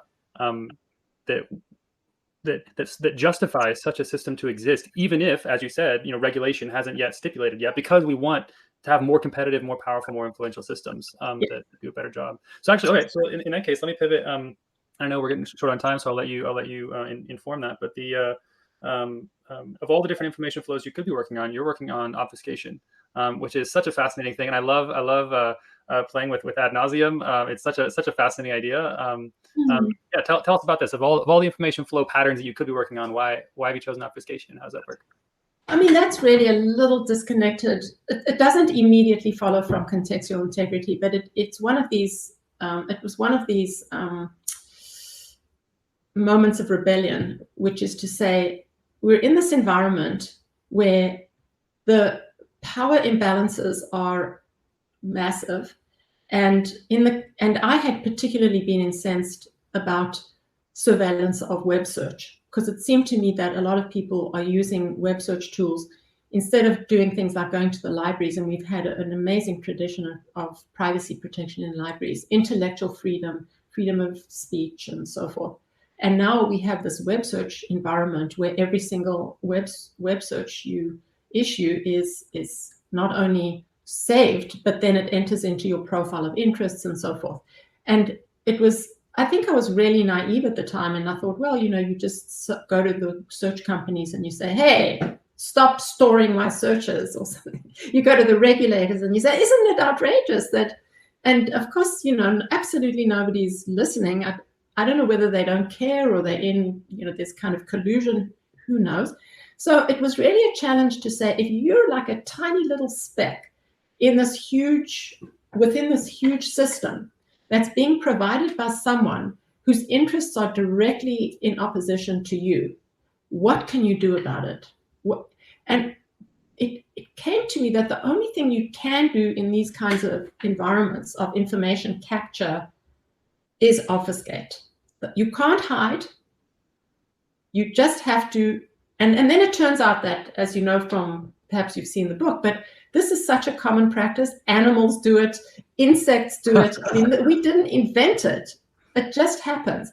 And so I don't think obfuscation is where we ultimately want to be, but it's a tool of protest to be able to say, we can do this. We can mess up your data stores. It's not great to have to do it. But until we come to the table and we know what the purpose is and we can agree on the values that this data is going to serve, that's all we have. And so we've done ad nauseum and track me not. There are other systems.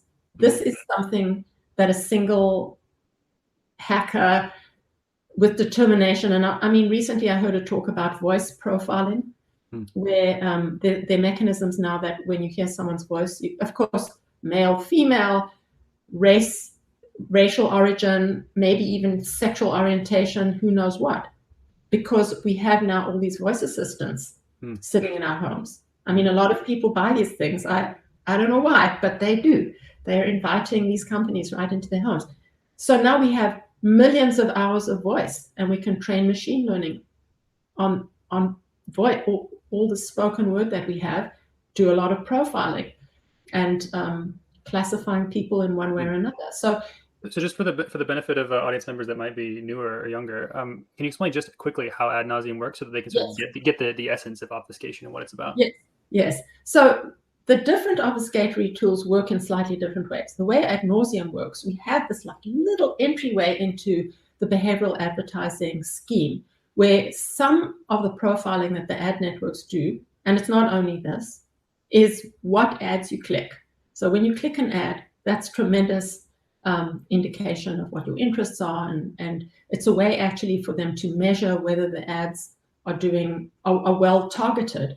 And so all ad nauseam does, and it's built on top of an ad blocker, an open source ad blocker, and all of our tools are free and they're open source, and we love people to help us and give us advice and find bugs. But all it does is it goes onto a page and it identifies all the ads on a page and it clicks them, messing with your profile.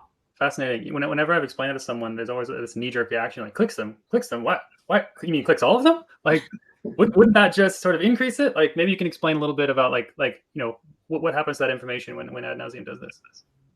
Well, I mean, I don't really know. That's the whole problem. No. So what happens? There are different ways you can use ad nauseam. Some people hate ads, and so they utilize the feature of blocking ads. I can say that I have ad nauseam and I have Track Me Not also installed on all of my computers. I find my pages load so much faster. When I'm using a machine that doesn't have that, it drives me nuts. So what it does, if you want, it blocks all the ads just like a regular ad blocker, but it clicks all the ads. And then we have this, we have a visualization which then captures the ads. And if you want to see all the ads that you didn't actually have on your page, to give you an idea of how the internet understands you, is it showing you shoes? Is it showing you travel? Is it, what is it showing you? We have this thing called an ad vault. Wow, I have not experienced this yet. You mean like I can see like my own personal trends, like about like sort of what the internet thinks about me over a period of time, like my own personal like dashboard page almost? Yes, that's what it is. Yeah, it's cool. Oh my gosh, I'm totally gonna go try that. That sounds really, really cool. I had not stumbled upon that feature yet. That's really, really neat. Have you had, what do you usually see when you look inside these kind of boards? No, I'm not gonna tell you. Okay, all right. You can keep the surprise. I guess it is, and it's different for every person, right? So I guess that's I'm kidding. Because maybe it'll tell you what I've been doing on the web recently. Oh, right, of course. No, but so even with ad nauseam, the work is just nonstop because Firefox. By the way, we were banned on the Chrome store, but there has been a workaround, and so you actually can install. But I think that's a good reason always to use Firefox because why would you use Chrome or Safari if you could use Firefox? And Firefox has I don't know, labeled us as one of the most fabulous add-ons, but we're trying to do more. We're trying to make it work on Facebook. Right now it works on just regularly on the web. We've actually recently just had an incredible set of tests where we can prove that ad nauseam actually the clicks are actually counted in the big scheme. We're trying to make it work on Facebook. We have limited. There are reasons. One of the reasons that it doesn't work so well on Facebook is the sponsored stories part of the page is so obfuscated that it's pretty impossible for an ad blocker to identify that as an ad. You can only do the banner ads. We can only identify the banner ads, and that in itself is that companies use obfuscation too. Huh. So it sounds like there's a lot of obfuscation going on all over the place. Goodness, definitely the tool of choice. Yes. Excellent. Well, thank you so much for spending time. Thank you for talking to the audience today, and thanks for all the great work that you've done in privacy. Obviously, we're all standing on your shoulders in many ways, and best of luck in your work. And any parting words or last things you would share with kind of the community watching? Well, I know a little bit about the community, your community and the community who are attending this conference. And all I can say is that I'm just thrilled that there's any interest in this stuff because, this is the generation that's going to create and shape the future. And if with your interest and with your expertise and power and so forth, I feel like we're maybe not in a great place, but you're taking us to a better place. So thank you very much. Man, that's awesome. I think we'll finish with that. Thank you very much. Have a great day. Bye. Bye, everyone. Bye.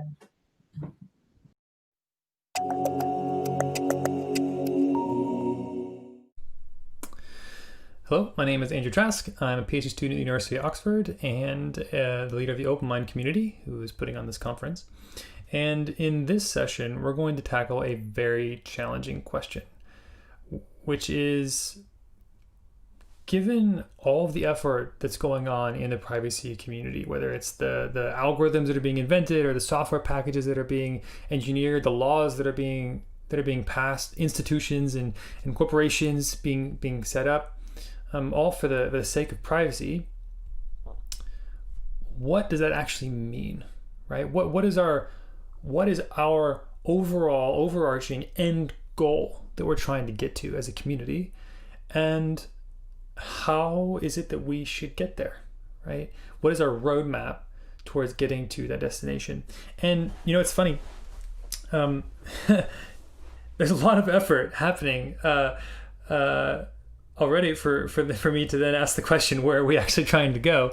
But I hope that you'll bear with me through this conversation as I and two colleagues of mine, Nick Rose and Ronnie Falcon, attempt to sort of synthesize all these different efforts into kind of a combined philosophy and combined roadmap, and give us a point of reference for how we want to ultimately accomplish privacy, whatever that means. So the first half of my talk is going to be first talking about what is the actual destination, right? And the second one is going to be talking about how should we get there, right?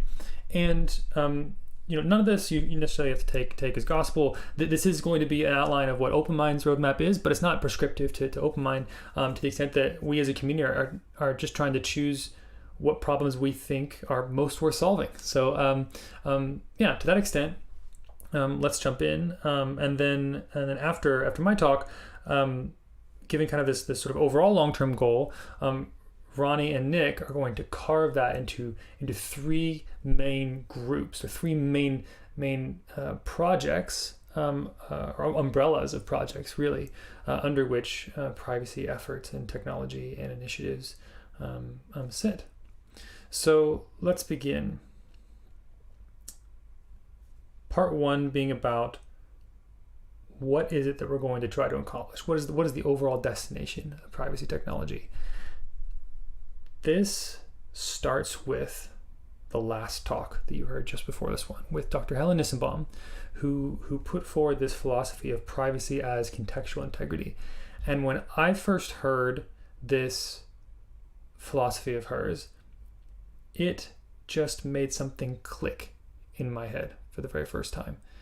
And what that was is that privacy is not about just hiding information. It's not about locking it away. It's not about end-to-end encryption. I mean, it's related, obviously, but it's not about just trying to lock down data as much as possible. Because the big problem with the existing narrative, the existing destination that a lot of people put forward for privacy technology, of sort of just locking down and hiding information, is it creates a huge number of false dilemmas, which can be grouped into basically one big narrative, which is privacy versus everything we ever wanted to do with information, right?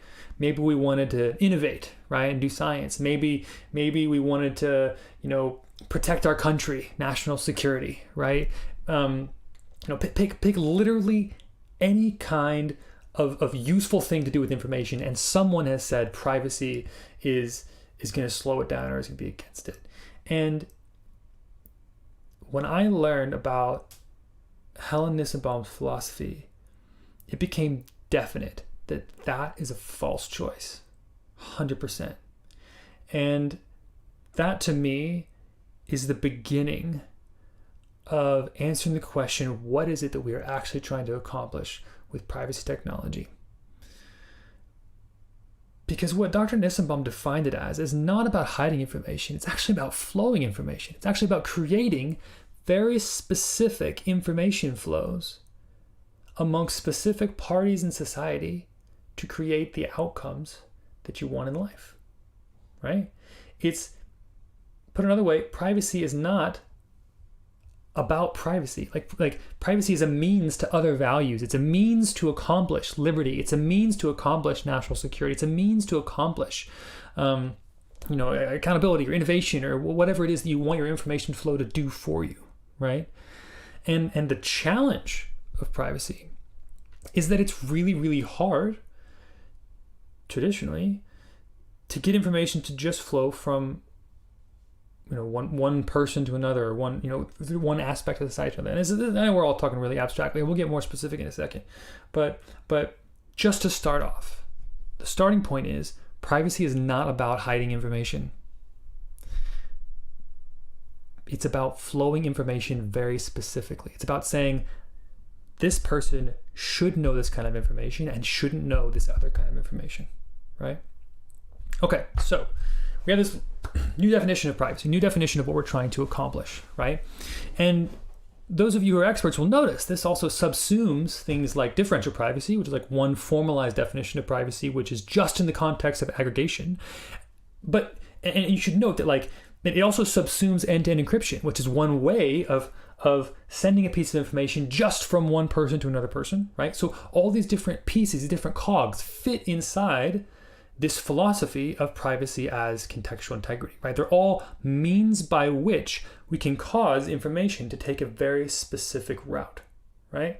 And I'll take a quick pit stop at these examples just so you can see how they plug in. So differential privacy is a definition that's looking at privacy in the context of statistical aggregation. So we want to study some data set for some trend, right? And we're trying to have a one piece of information come up to a scientist, which is, some trend, what causes cancer, for example, while preventing a different kind of information from coming with it, which is individual, patient records or something like this, right? So, we want a scientist to be able to learn what causes cancer without the scientist also learning, Bob Jones has cancer, right? Again, that's not all of privacy, right? That's just a big part, right? Differential privacy is a really big part, but it's not the whole thing, right? End-to-end encryption is not private. Like, our goal should not be to end-to-end encrypt the whole world, right? That would cause all sorts of really bad things to happen, right? Because just end-to-end encrypting is it's such a hard and far, it would not fully grasp the social norms, all the good things we want to do with information, right? Despite the fact that it would prevent lots of potential misuse, right? But each of these tools in the right context are really, really important. They map into this more broad definition that privacy is about selecting desirable information flows. Okay, so now let's go on to the next sort of slightly harder section of this question, and this is this next piece, right? So if chapter 1 is privacy is about information flow, chapter 2 is about asking the question, what information flows do we want to have happen? And that is such an enormously broad question, enormously broad, and because information touches every aspect of life. It touches everything from our personal lives at home to industrial commercial applications, R&D building jet engines, to understanding some of society's biggest problems, like how immigration and global warming and new sources of power and energy, and like it touches everything, right? So how are we to say that we can build systems that make good flows of information? I mean, this is a really it's enormously broad, and this is one of the areas where I think when people try to talk about privacy, so first we have this better definition, right?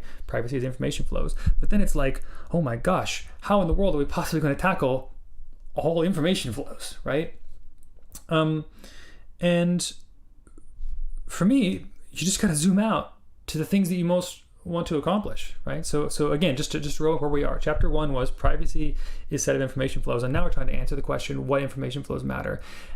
The first thing to do is acknowledge it's an enormously broad question. There's no way we can actually touch all of it, but we can find some really, really big patterns that privacy technology can be applied against. And this is really where the creativity of the community and of everyone is really, really going to play an important part, right? Okay, so But let's take a stab at this. Let's make an attempt.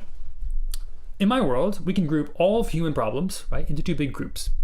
One group is prosperity, meaning we understand nature better, thus we can prosper more, right? We understand nature better, so we can extract more food from the ground, or we can create more efficient energy, right? Or we can have more efficient transportation, or we can, it's all about being able to more efficiently extract resources or collect the resources that nature has given to us, so that we live, better, healthier, longer, happier lives, right?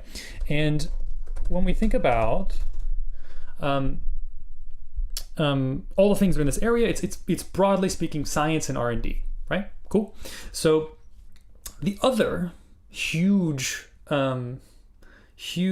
topic or group topic is, given that nature, the earth, gives us a certain amount of resources that we can capture as a society, how should we distribute them, right? And this is the realm of democracy and capitalism, predominantly, to the extent that democracy says we should distribute them in accordance with how people vote, right? So sort of one person, one vote. And then capitalism says we should distribute it according to sort of money and how much value you can create, right, with those resources. So it's sort of like $1, one vote, right? And these are two big systems that we have to try to figure out how we want resources to spread. Okay, so now, because it is a little bit abstract at the moment, I want to continue to checkpoint where we are, right? So part one was, what is privacy? Privacy is all about facilitating specific kinds of information flow, okay? Chapter two is, okay, given that we know that we want to create certain kinds of information flow, what information flow should we care about, right? And so in trying to tackle this enormously big problem, we're going to start by grouping all of society's problems into two big groups. One being, how can we facilitate innovation happening as fast as possible, so we can have a prosperous life and we understand nature and we can have more, better everything, basically better science. And the other one is, how should we distribute resources, which is a function of capitalism and democracy predominantly, right? And so the big theme here that you should be seeing when we start to get to these two big groups is that it's all about institutions, right? We have very large institutions that govern these sort of three big activities, right? Where one activity is sort of the activity of innovating, right? And of learning about the world at a deeper level. And then the other two are about regulating how those resources that we receive from nature, right, when we start using these systems, are distributed amongst the people. And so now we ask the question, what does this mean for information flow, right? The whole point of this kind of chapter 2 segment is to say, what kinds of information flow should we be trying to chase and trying to facilitate as privacy experts, right? And so in the realm of science, which is actually going to be covered in detail in a moment by Nick Rose, it's really about facilitating sort of the positive uses of innovation of data for innovation, while mitigating the negative uses of data for innovation, right? And truth be told, that's all about positive utility without the negative utility, right? And we're going to see the same pattern in the other context as well, in the context of democracy, right? We want to facilitate positive pressure from the people on the government in the form of voting and polling and all the proper and healthy democratic processes, right? Without any negative misuse of that information in the form of too much propaganda or whatever, or some of the classical negative flows of information in a democratic context, right? In terms of capitalism, right, we want to facilitate positive flows of information, such as very accurate pricing, right? Because that's actually a really good thing because it indicates the quality of goods and services, right? We want to facilitate accurate ratings of products and services, so that individuals who are kind of small, not very powerful actors collectively can pressure very powerful corporations into building great products and doing great things for them, right? and that the any bad products would go fall down by the wayside, and good products would come up, and corporations would be incentivized to create the most possible welfare for individuals, right? So already we're starting to see this pattern, right, amongst these three big institutions, which I would say are kind of like the three great areas where we can innovate in information flow. That there's all about promoting positive uses of information while mitigating negative uses of information, right? So, but there's sort of different natures and different types of positive and negative uses in these three different categories. And this is where I suspect some of this narrative is going to start sounding really familiar, right? The notion that privacy is about mitigating negative uses of information is widely known. Like I think this is probably what if the average person sat down for a long time and thought, what is privacy about? That's probably what the answer they would come to. However, I think that there's sometimes a little bit too much focus in the privacy community on mitigating negative uses, because just mitigating negative uses often has trouble in the competitive dynamics with like when people say, why should I care about privacy, right? People will say, oh, well, because aren't you worried that people are going to harm you using your information? And the truth is that like most people don't necessarily notice any potential harms from information very often, unless they get like their identity stolen or something like this, right? But when we have the opportunity to focus instead on all of the positive things that could happen as a result of privacy tech happening, like all the ways that we could actually get more out of information if we were able to better govern it, right? Then all of a sudden, and we'll see this in the patterns in these three elements, we'll start to see more information flow in the really positive ways that we want to go, right? And this has really, really incredible competitive dynamics. Okay, so we're talking a lot. Let's do a checkpoint again. So chapter 1, privacy is all about information flow. Chapter 2 is trying to answer the question, if privacy is about information flow, what information flow should we care about?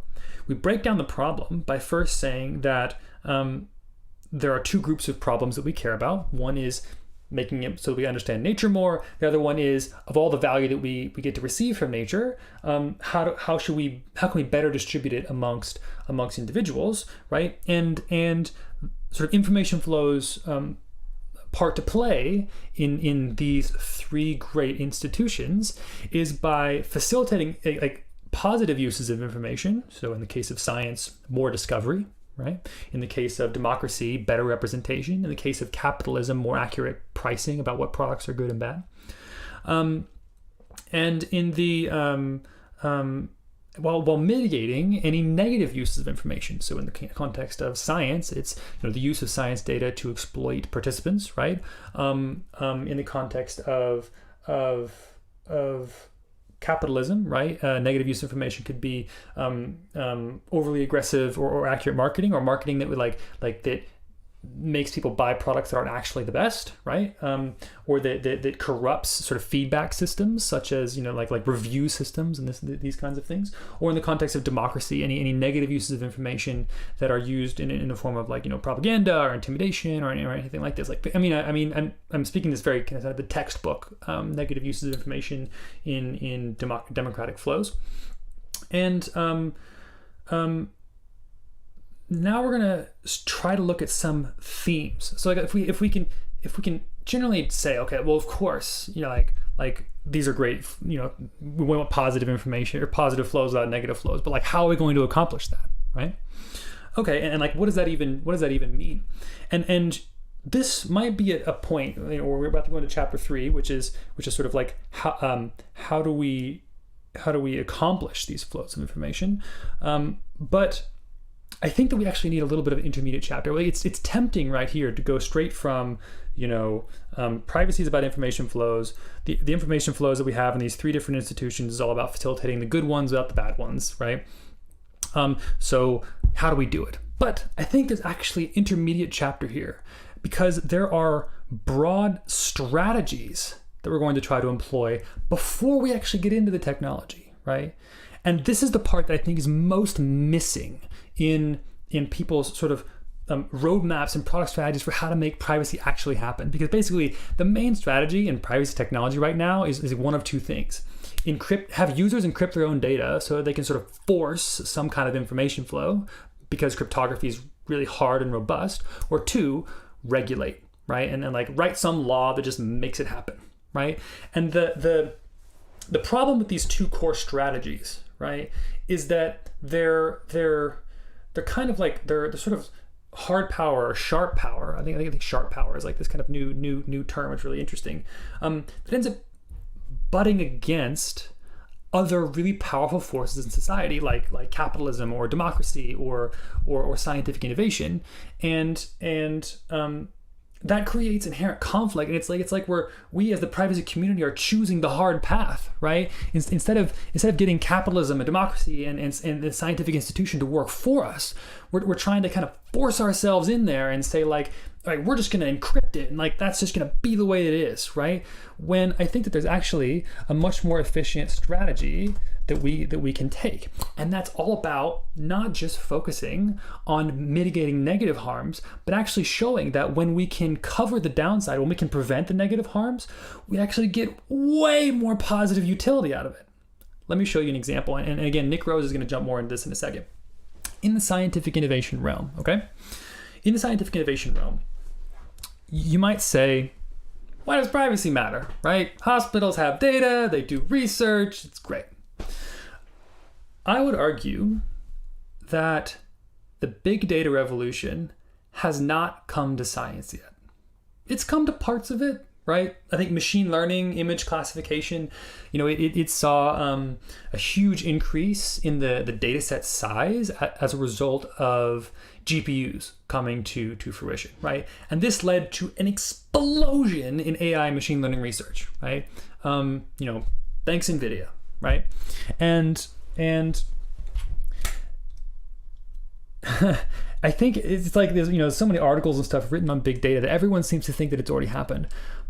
But if you try to go do real science somewhere, right? If you instead of just trying to train a machine learning classifier that does a task, right? If you try to go and say like, I want to understand why people get depressed, right?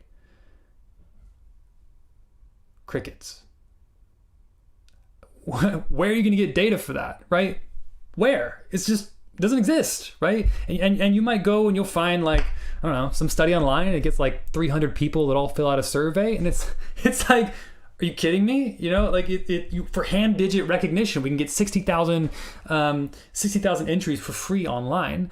But for the problems that really matter, right? The problems that are valuable or are private, the data doesn't exist.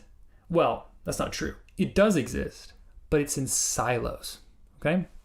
And again, this is all under the theme of we as a privacy community should be focusing on the value that can be created by covering the downside, right? Now, let me show you what I mean. And again, Nick will unpack this more in a second, but like in the scientific community, right? There's loads of apps and institutions, everyone from your bank to the credit card transactions that you're buying to the text messages that you send each other. Like data about, say, depression exists, but we can't study it, right? And why can't we study it? The reason that we can't study it is because it could be misused in really, really horrible ways. And if it was misused, like tremendously bad things would happen, right?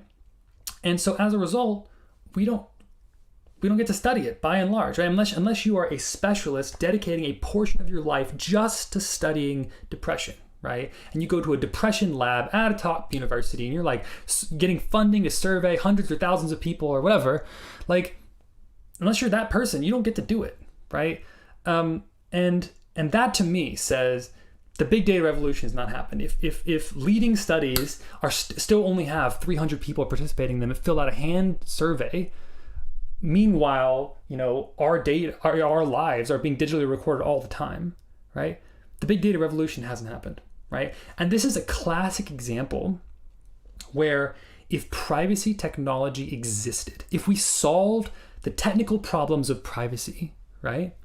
Such that it just wasn't a problem anymore, and we'll talk about that in a second, virtually overnight, we would get 100, 1,000x increase in the amount of data that is available on all the world's most important issues, right? Because the most important issues are the world's most personal issues. Like it's problems about people that we want to actually work on, right? But if we just go around saying privacy, privacy, privacy, high dollar data, high dollar data, high dollar data, one, like we're intentionally pitting ourselves against innovation, and two, we're missing the bigger picture that like if privacy gets solved, we get loads more data for innovation, right? I mean, you want to talk about whether a privacy startup could outcompete a non-privacy startup.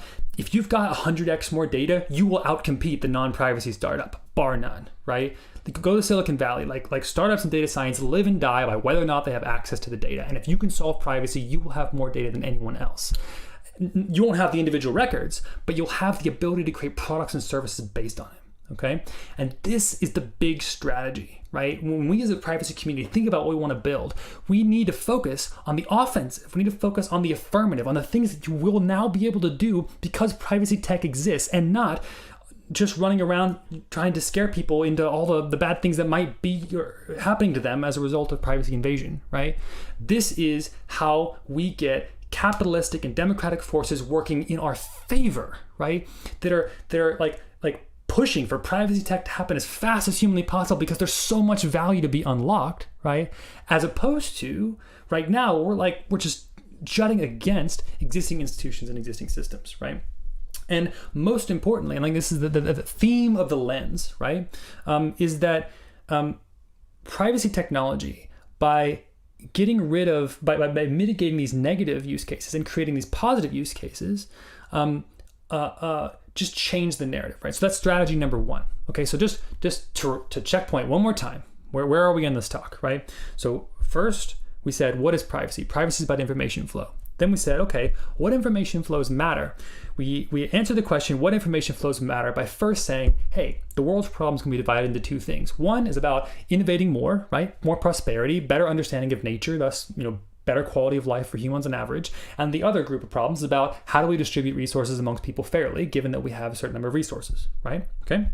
Now, after that, we said, okay, then it's about flowing information flows towards these aims, right? And we picked three big institutions. We picked the institution of science, we picked the institution of democracy, and picked the institution of capitalism, right?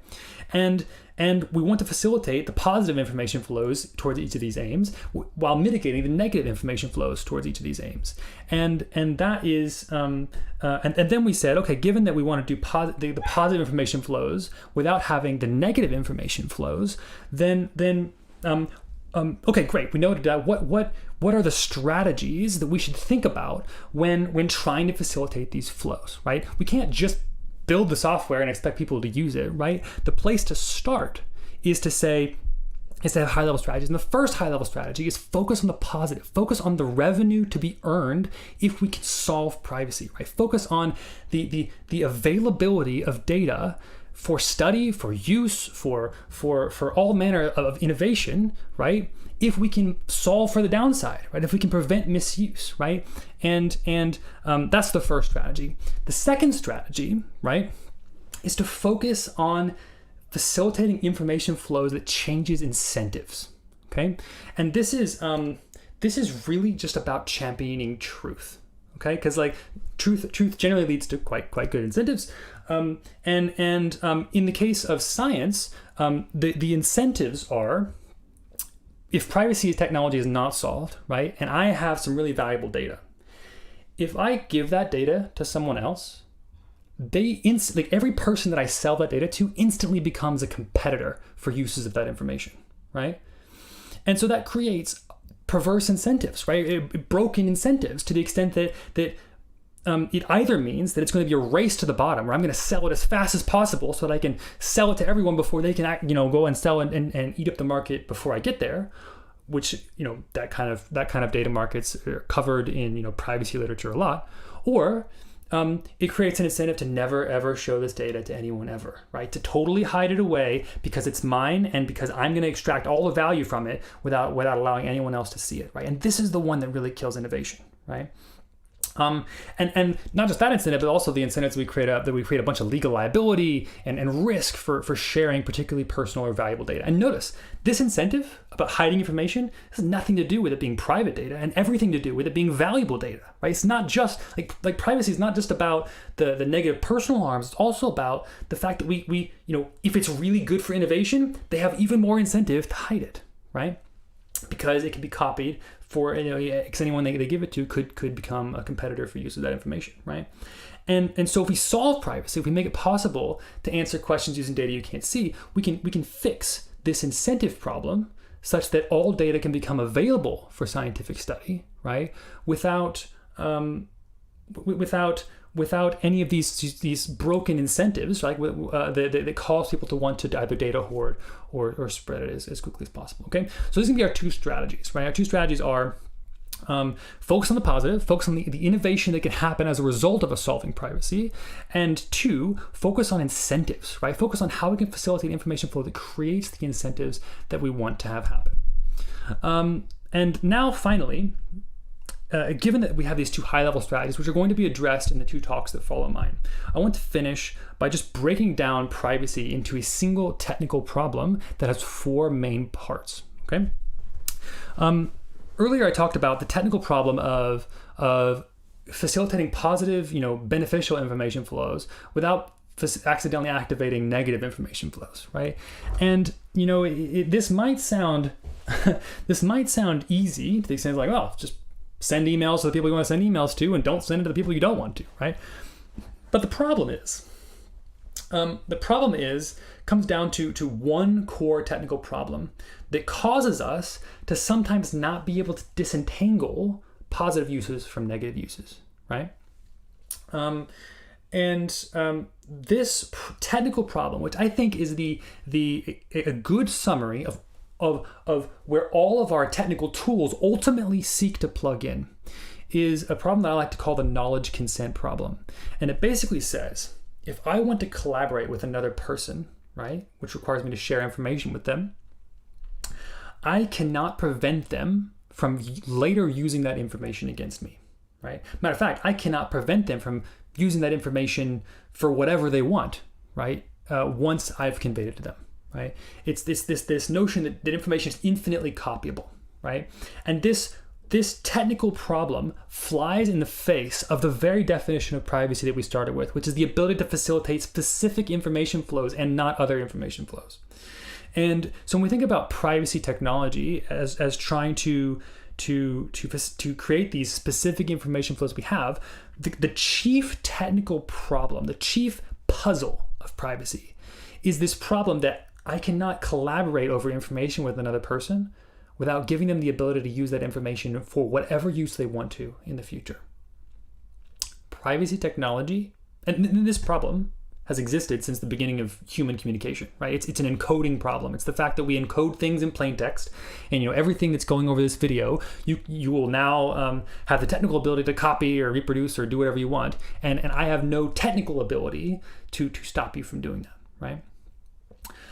But for the first time ever, since the dawn of human communication, privacy-enhanced technology is going to change that, right? It's going to make it possible for two people to collaborate over information while limiting what the other party can do with their information that was involved in the collaboration. And that sounds kind of technical, right?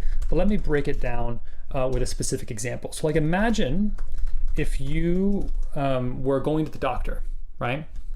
Normally you go to the doctor and you give them your medical history, your medical records, your symptoms, whatever, and they give you, they take your data, they process it, they think about it, they run tests on it, whatever, and they give you back a diagnosis, right?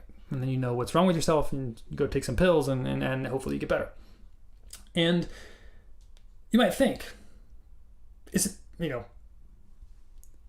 it actually possible for us to collaborate without the doctor being able to do whatever they want, in their head, technically, like with the information that they learn, right? Or put another way, is it possible for me to receive a diagnosis from the doctor without them ever actually learning anything about me? And before privacy-enhancing technologies, the answer was clear. It's impossible. But with a combination of remote execution, encrypted computation, and differential privacy, this is possible now, right? It's possible for a doctor to encode their information in a software program, like using something like machine learning, right? For you to encrypt your information and for them to apply their intelligence to your information, right? To give you a medical diagnosis, right? Without them ever learning anything specific about you. And it's this combination of these three technologies, right? Like encrypted computation, differential privacy, and remote execution that makes this possible.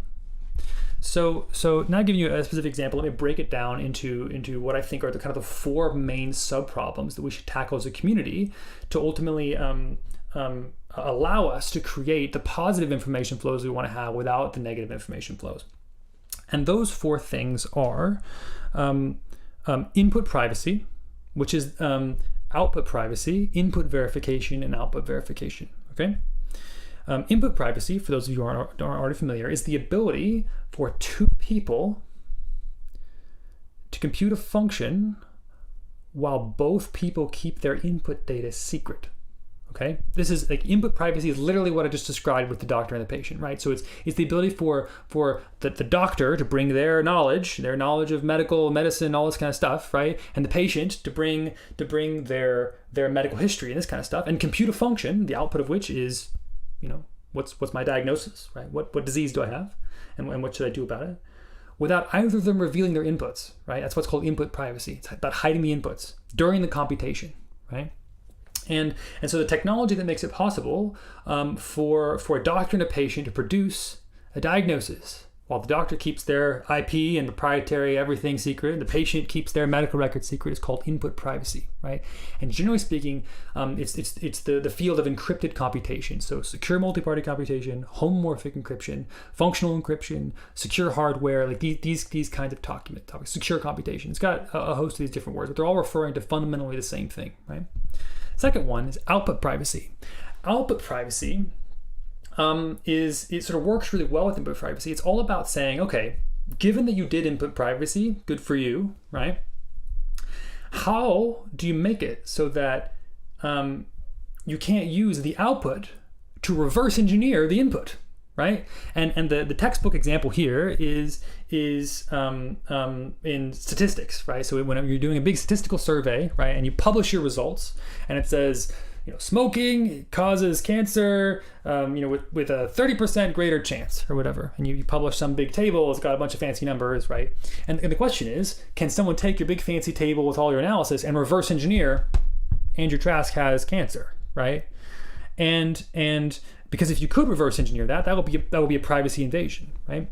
But it's not the same group of problems as input privacy, right? You're not saying like it's not about two people's inputs hiding their inputs. It's about, can the output reverse engineer the input? The output being the statistical results or the medical diagnosis or whatever, right?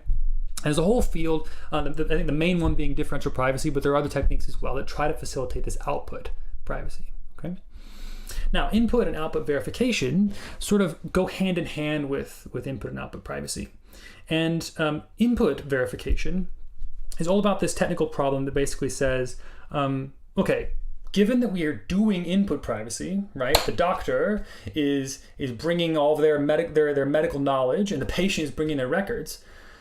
Now we don't have the ability to actually see if the other guy has good data, right? Is the doctor actually qualified, right? Did they pass all of their medical exams? Are they up to date on all of their certifications, right? And on the patient side, is the patient being honest? Are they actually saying all the symptoms they have? Are they lying about some of their symptoms, right? And because we're hiding this information from each other, it becomes much more difficult for us to just know whether it seems like a reasonable input, right? And so what input verification is all about is about facilitating the verification of the input data that you cannot see, right? And there's two main groups here that are worth looking into. One is just cryptographic signatures, which many of you might be familiar with, and the other one is sort of zero knowledge proofs and ZK snarks, which are very useful for kind of this foreign verification of certain properties of data information in a particular information flow, right? And the last one is output verification. And this one says, okay, so again, the general context is like the doctor and the patient, right? So we're facilitating a very specific information flow in the spirit of Dr. Helen Nissenbaum's philosophy, right? And the information flow is that piece of information, comes from the doctor and from the patient, and it computes a fancy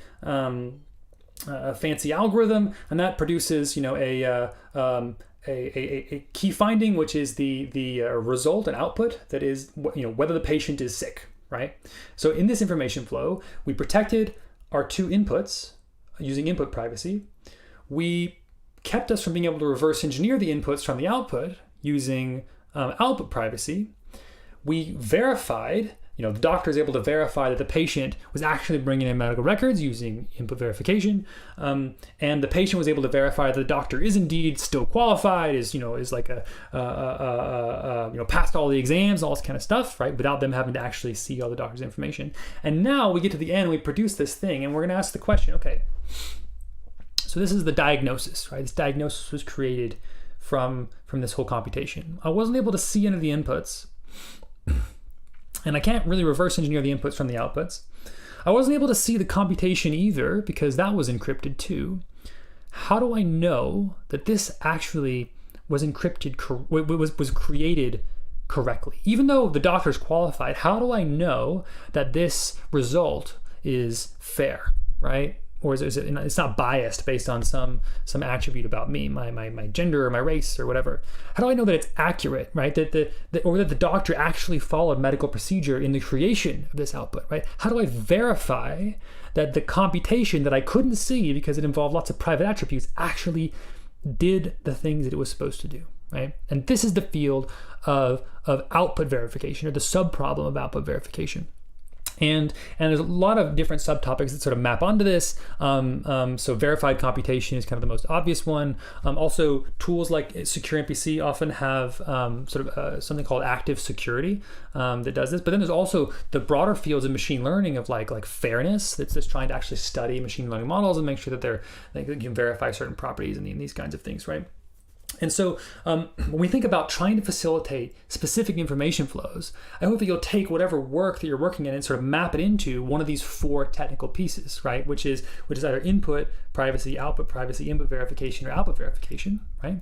Apply it in a more general context that is focusing on the positive, focusing on the things that we can create, right? Not just the things that we can prevent, because this is how we actually activate the incentives we want in life. And second, you'll focus on the incentives, right? Focus on changing the incentives by facilitating specific kinds of information flow, right? Like you want to have better products and services, facilitate better incentives or facilitate better information flow about what products and services are good and bad, and you will change the incentives that companies have to create better products and services, right? I mean, this is a standard, if there are more reviews for products and services, there will be better products and services because consumers will be able to make better decisions, right?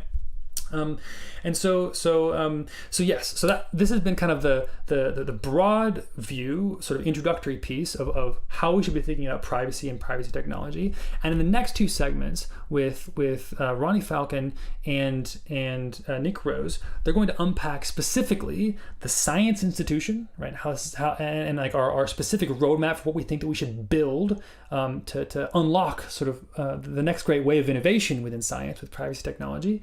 And then Ron is going to look into both the sort of the institution of democracy and democratic flow and representation, as well as capitalism, and really apply these base principles within these different institutions to accomplish a fair and prosperous world. So thank you very, very much for your time and for listening, and I hope you enjoy the next segments.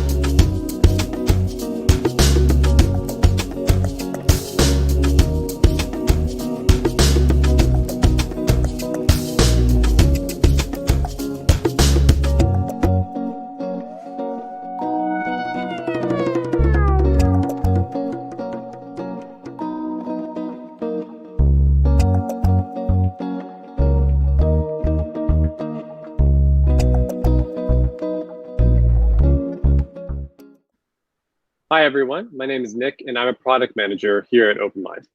I'm here today to talk to you about science and how we might use our private AI tools to help solve access to the world's scientific information. But first, a quick recap.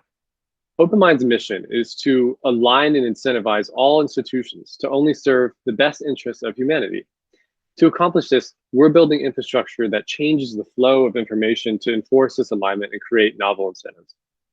One of the biggest institutions that's near and dear to my heart is the institution of scientific research, the means by which we learn about the world that we live in. Science is our source of truth.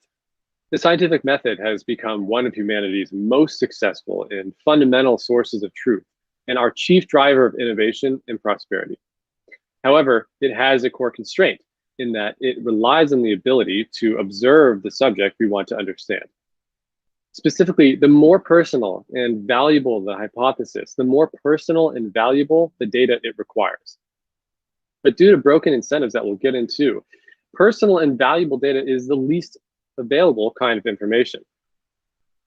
So what are these broken incentives that prevent scientific data sharing? Well, there's a positive one and there's a negative one. The broken positive incentive is that every institution you share data with instantly becomes a competitor for uses of that data. Think about future research on the data or future products and services. There's also a prohibitive negative incentive, which is that sharing data brings with it significant legal and ethical risks. As a result, the world's most valuable and sensitive information gets locked away in data silos at the expense of our ability to make scientific progress.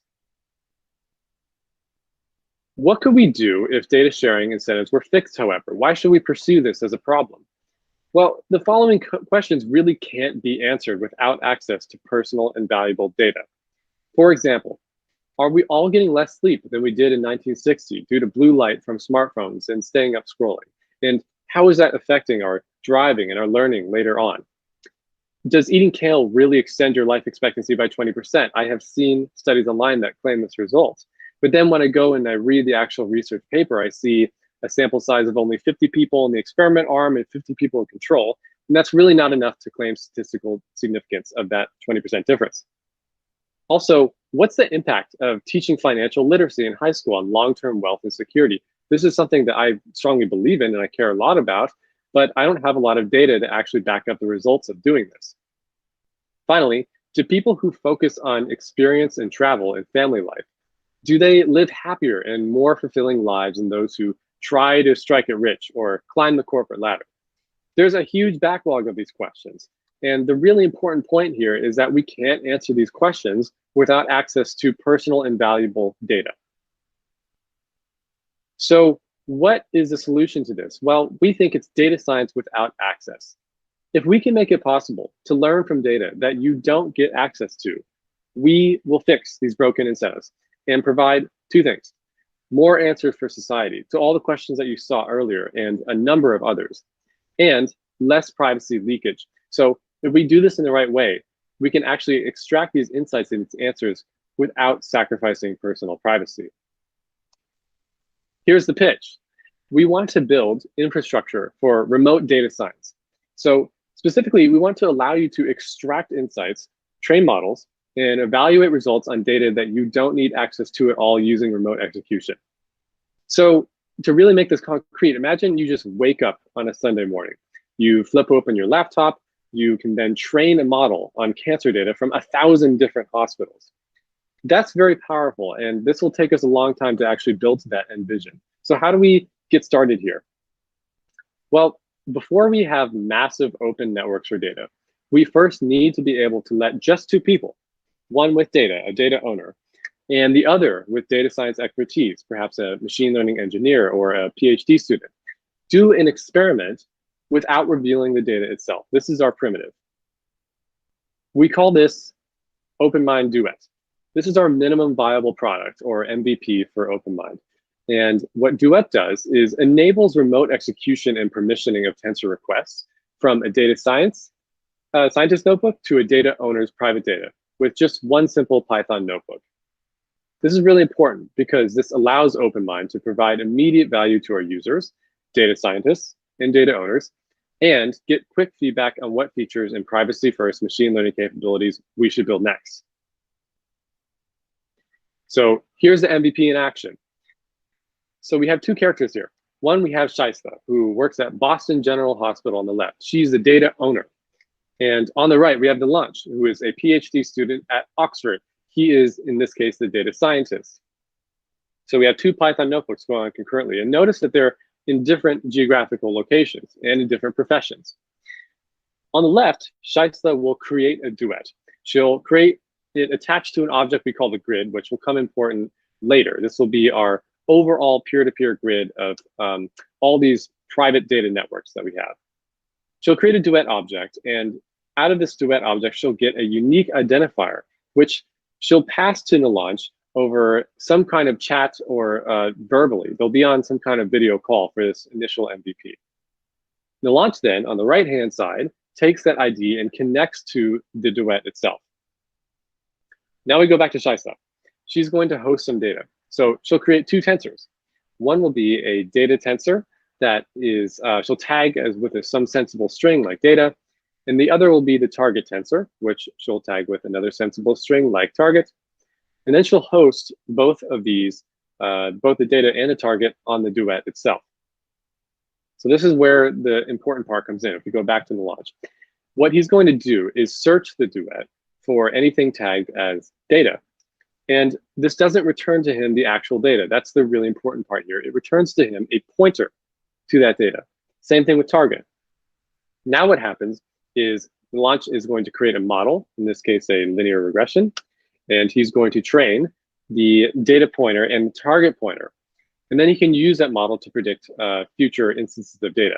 So the key point here is he has just trained a machine learning model on data that he never saw and never needed to see. He's just using the pointers to that data, using remote execution. So the actual execution is happening on Shaista's side.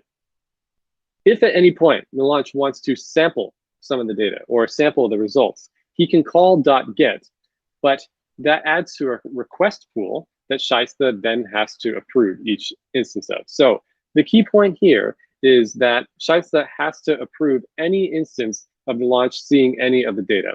But Delanche can still extract all the insights and train models on data that he can't see. So this is our MVP, and this is how we think it'll work in action. So what are all the next steps we need to do past MVP to the end vision I talked about earlier, where you can just wake up and train data on a number of different hospitals' information? You'll see in the top left, we have the Duet MVP. And the immediate step here is to release this and get your feedback, because this whole roadmap is very much rough and living. We'll need to redesign it in reaction to your feedback. We'll need to figure out which privacy-first AI capabilities we should build. But here are some of the ones we think will be important to enabling a fully interoperable marketplace for science. One would be a data registry. So in the previous example with Duet, Shaista and Delanche, they had to know each other. They had to know that, Delanche was a capable PhD student, and Delanche had to know that Shaista had data that he was interested in. So in a data registry world, you could instead just go to a website and search for people who own data that have cancer implications or that have sleep examples in their training set. You can use this instead of having to know the individual people. After the data registry, we think what would also be really important is a way to do offline training and evaluation. So another limitation of the Duet MVP is that you have to be on the same video conference call. Shaista has to approve any requests that Delanche makes. So with offline training and evaluation, we can provide a way such that Delanche can still do all of his training and evaluation in an offline way without having to be on a concurrent call. After that, there's the next really big step here. And this is all about trying to fix broken incentives and ensure that incentives work correctly for science, which is rev share, reputation, and billing. In particular, rev share and billing are all about making sure people get paid, because that's the strongest incentive that we have. So for this one, we want to make sure that there's a way for data owners to get paid for hosting a peer-to-peer connection on the grid, and for data scientists to get paid for their expertise. Reputation is really important too. So on the data scientist side, we want to have ways such that data owners and other people can establish the credibility of data scientists and how good of a data scientist they are, what types of inferences they draw, but more importantly, making sure that they don't draw faulty correlations instead of causations and put out claims that are misleading at best. On the data owner side, we want reputation to actually signify, how do I know if this data is actually good? How do I know if the rows have been vetted? How do I know if they include things like fair and diverse representation, if they involve people? So this reputation angle will be really, really important for helping to align incentives here. Next, we need some kind of open data network. So this is really a step above the data registry, where instead of having to search for people that own the data, you can just search the data itself. Imagine you could, of course, wake up on your Sunday morning, grab your cup of coffee, and then you could search for a string like cancer, and it would just find the 1,000 or so hospitals that are on the grid that can host this data. And then you can connect remotely to each of them and run inferences. All of this, and all of your feature ideas too, of course, will lead to what we think would be a fully interoperable marketplace for science and help accelerate progress in that field by extracting insights on data that you don't need to see in the first place. If all of this sounds exciting to you, we have a couple of ways for you to get involved. One is, of course, our GitHub. We're always looking for people to donate their time and energy into contributing to issues that we have. We have a Slack where you can join to get involved. You can meet other people working in the privacy field. You can join channels of how to get started easily. You can join more community groups if you're not so much an engineer and just want to help out in other ways. You can also donate. We are a nonprofit, so we accept donations. You can go to this link by clicking here to find out.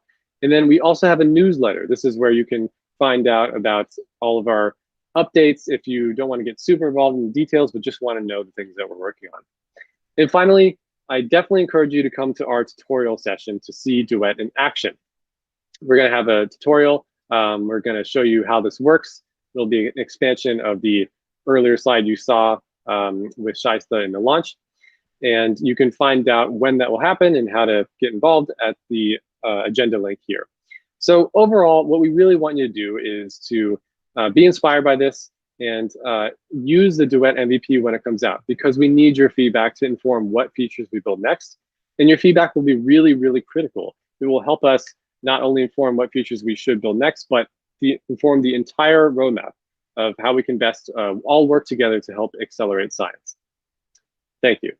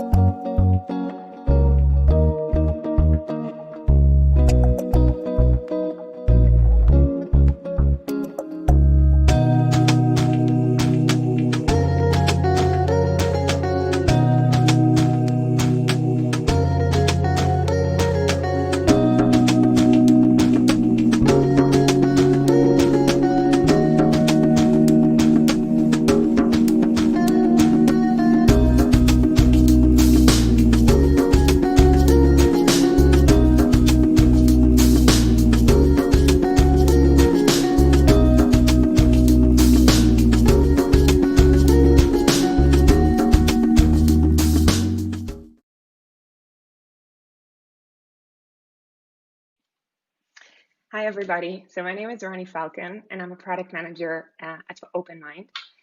In today's presentation, I'm going to focus on the economies and the governance space, and hopefully give you a sense of why we think these are really important institutions for OpenMined to focus on, and share how we're thinking about changing the flow of information to create more incentive for those institutions to provide great outputs for us.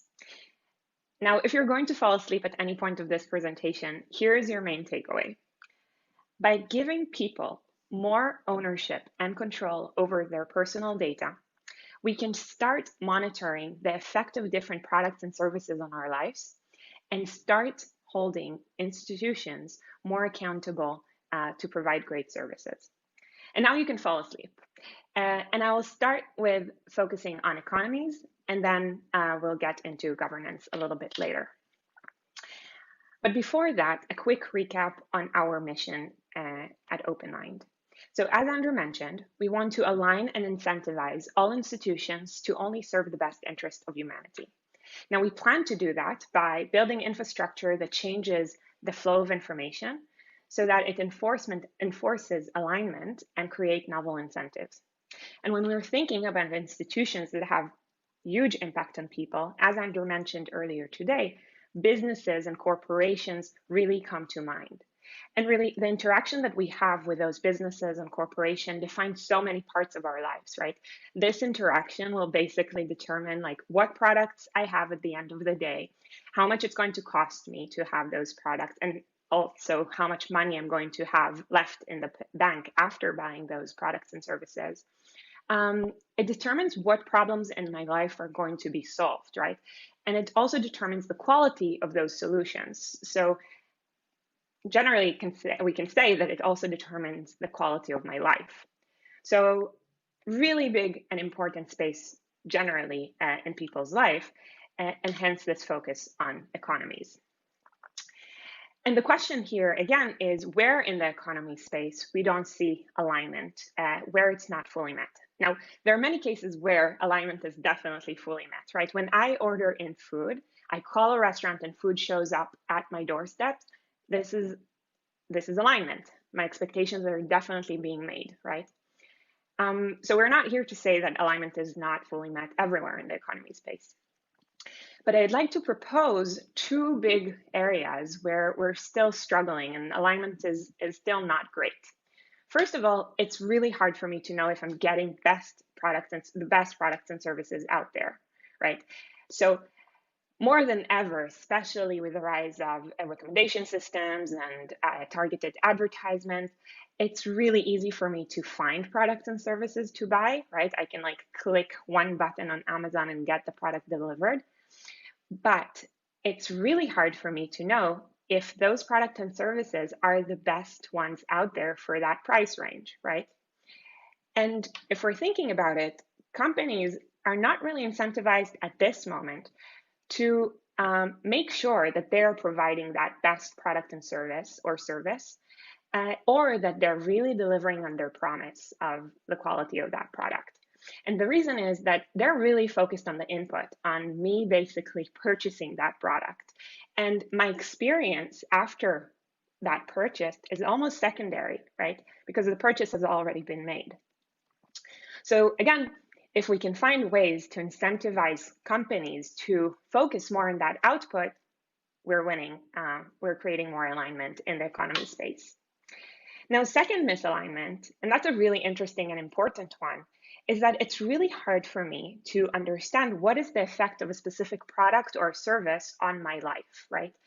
And that one is really dear to me. We see that all over in the digital space, where we as people are really left with a task of understanding the trade-offs between what is the value that a product provides in my life and what is the actual side effects of it, or what are the negative parts of consuming this product. And let me give examples because it will make it clearer. For example, I know that I really enjoy using my newsfeed and keeping up with my friends, right? But really understanding what's the effect of me using this newsfeed on my mental health, right, is a task that is impossible for me to answer. It's also hard for me to know if by using this newsfeed, I managed to really strengthen my relationships with my friends, which is kind of my goal from the first place, right? Similarly, I can say that I really enjoy the recommendation systems that are the recommendations of videos that are shown to me on my video streaming product, right? But it's really hard for me to know what's the impact of binge watching now, like a horror series until 2 a.m. What's that impact on my sleep? And obviously I used a very extreme example, but like overall, I would love to know what's the impact of me binge watching or just watching videos on my sleep, on my mental health, on my weight, my fitness. I think a really hard task that we're tasked to do right now as people interacting with products and services is to really understand what is the trade-offs between overexposing my data, giving my data about like my past video consumptions in order to get a recommendation. What is the trade-off between giving my data and also getting a product and service in return? And I'm really tasked to make that decision right now. And it's really hard for me to get that holistic understanding of of the effects of products and services in our lives and really make a real smart decision. So again, solving this type of alignment, and hopefully I'll show soon how we can do that, will really benefit us and force businesses and corporations to really focus on putting us in the center of those of what they care about. So categorically speaking, right, I think that to summarize like the two misalignments that I mentioned, we can think about it in the way that companies are more incentivized right now to focus on inputs, right? It could be like making sure that they build a news feed that I'm really engaged with, rather than on meaningful outputs, which is, in this case, making sure that I am strengthening and creating great relationships with my friends. So the million-dollar question is how we can change the flow of information to help create better alignment, right? And here is a provocation, and hear me out here. What if people had full ownership and control over their personal data?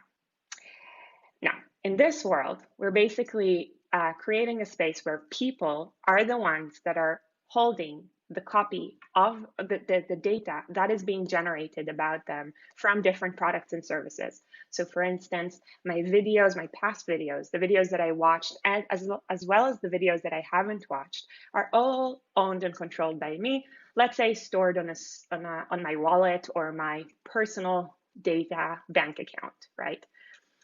Institutions have access, well, federated and very controlled access to that data.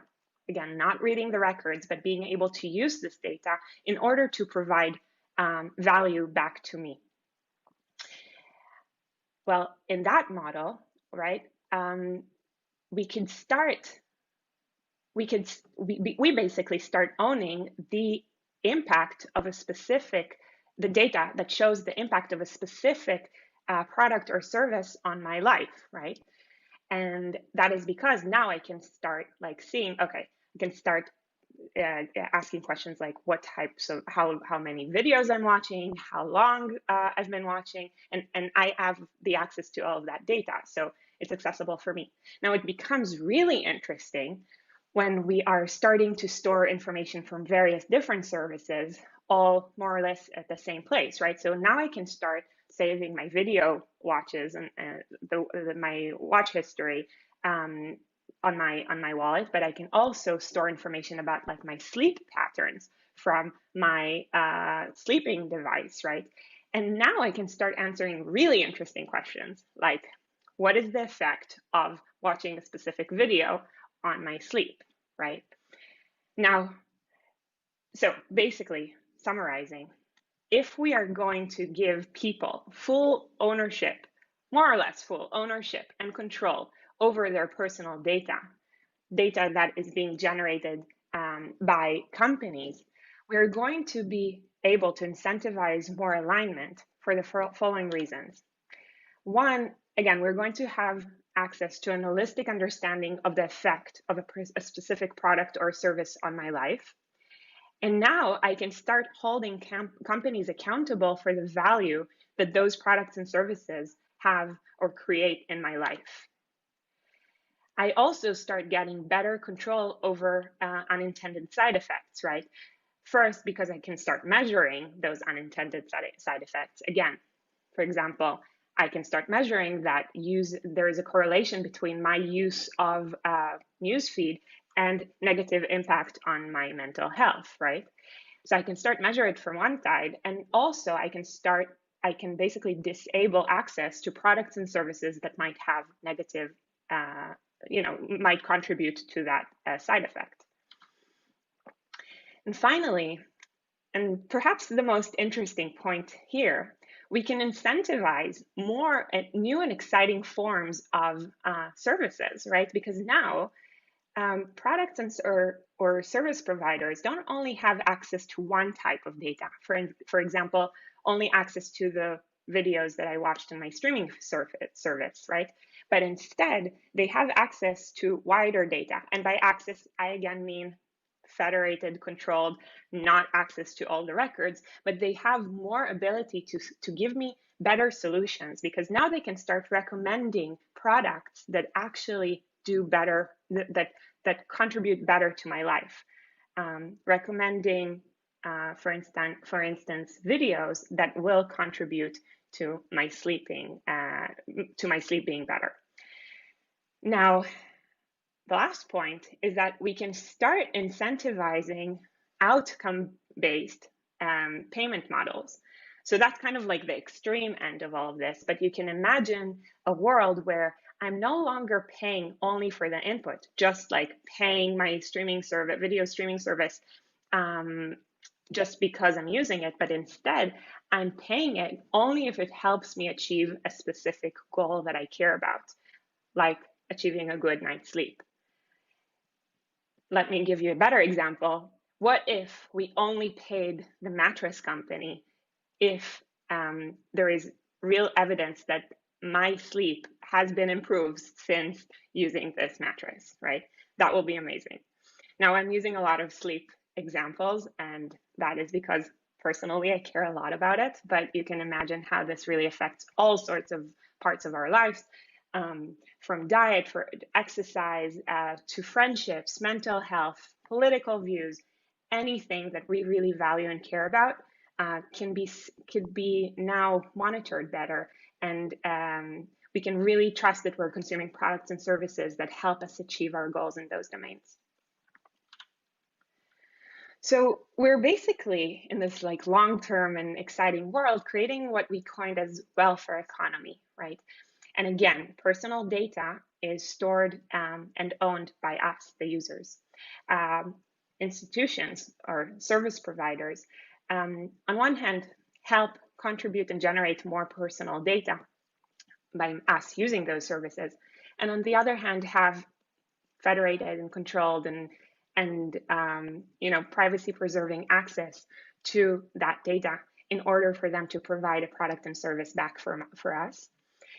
And in the best case, now we can start monitoring and understanding what's the impact of those services in our life, such that if a goal is met, those products and services could start being rewarded. They can get paid for it. That's a really, really novel kind of a long-term way of thinking about how the economy could look like. So in this diagram, it's obviously an oversimplification of this space, but in the orange, you can see that we're basically envisioning that people will have their personal data wallets, or better think about it as a personal data bank accounts, because obviously it has to have all the attributes or the features that bank account has in terms of like protection of those assets, this data. There is some sort of an interface that allows users to manage their data and grant access to different apps. In green, we can see all the apps that have some sort of an interaction with that data storage. And in pink, we can see that there is one sort of there is like goal monitoring system that can basically see how much I'm improving or not improving on different measures that are important for me in my life. And finally, a payment system that can monitor those goals and send money and or pay services that are basically contributing for me achieving the goals.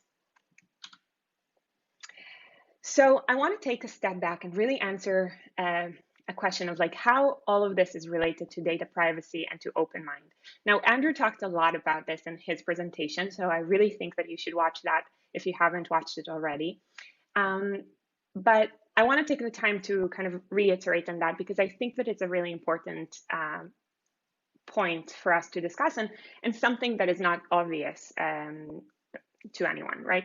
So again, I hope that the link to kind of PyGrid and PySift is a little bit more intuitive, because in this world that I'm painting, where data is being owned and controlled mainly by us, we need to grant some sort of a distributed and federated access to that data storage, right? So that's why technologies that allow us to access the data in a privacy-preserving way, but also technology that allows us to make really good computation on top of this, so machine learning or other types of data analysis on top of it, so that the services can really, provide value back to us in the form, for instance, of a recommendation system or whatnot, are core for all of this. So we need that type of technology, and that's the main link to kind of PyGrid and PySift. But I also want to talk a lot again about what is the relationship to data privacy. So in our presentations today, Andrew and Nick and I are all talking about aligning incentives instead of focusing on data privacy, like we as an open source community have been like focused more on in the past. And the reason why we're focusing on aligning incentive is because data privacy, in its traditional kind of sense of data ownership and control, is really a tool for us, if we think about it, to prevent misuse of our data, right? So prevent using our data in harmful ways. But again, our goal is not only to prevent a harmful use of our data, but instead we really want to let people or let institutions use this data in ways that are really positive for us, right? So accelerate positive and impactful use of that data. So our data should be, serving us, the users, the owners of the data, right? And by changing the flow of how data is being owned and controlled, we can incentivize institutions to not only not harm us, but instead also give us better services. So I hope that makes it a little bit clearer now. So if you're bought to this vision, and if you're getting excited, you'll know it if you're like sitting on the edge of your seat right now. You might be asking like, okay, how are we going to get there? This is a great new world that you're painting, but like, how do we do this, right, as a community? And really we want to propose a 3-stage strategy. And obviously it's a very oversimplified version of it, but I think it will give us a good sense of how we've been thinking about starting to conquer this space. So first, we want to prove the concept. So we want to show that we can create an end-to-end encrypted privacy-preserving app. And we decided to focus on a meeting scheduler in this space. For this purpose, I'll get into this in a bit. Sorry. So with that MVP, the minimum viable product, we can really demonstrate that we managed to, create this personal data storage. There is some management app that grants access and control over that data. And also there is one app that uses that data in a federated privacy preserving way, right?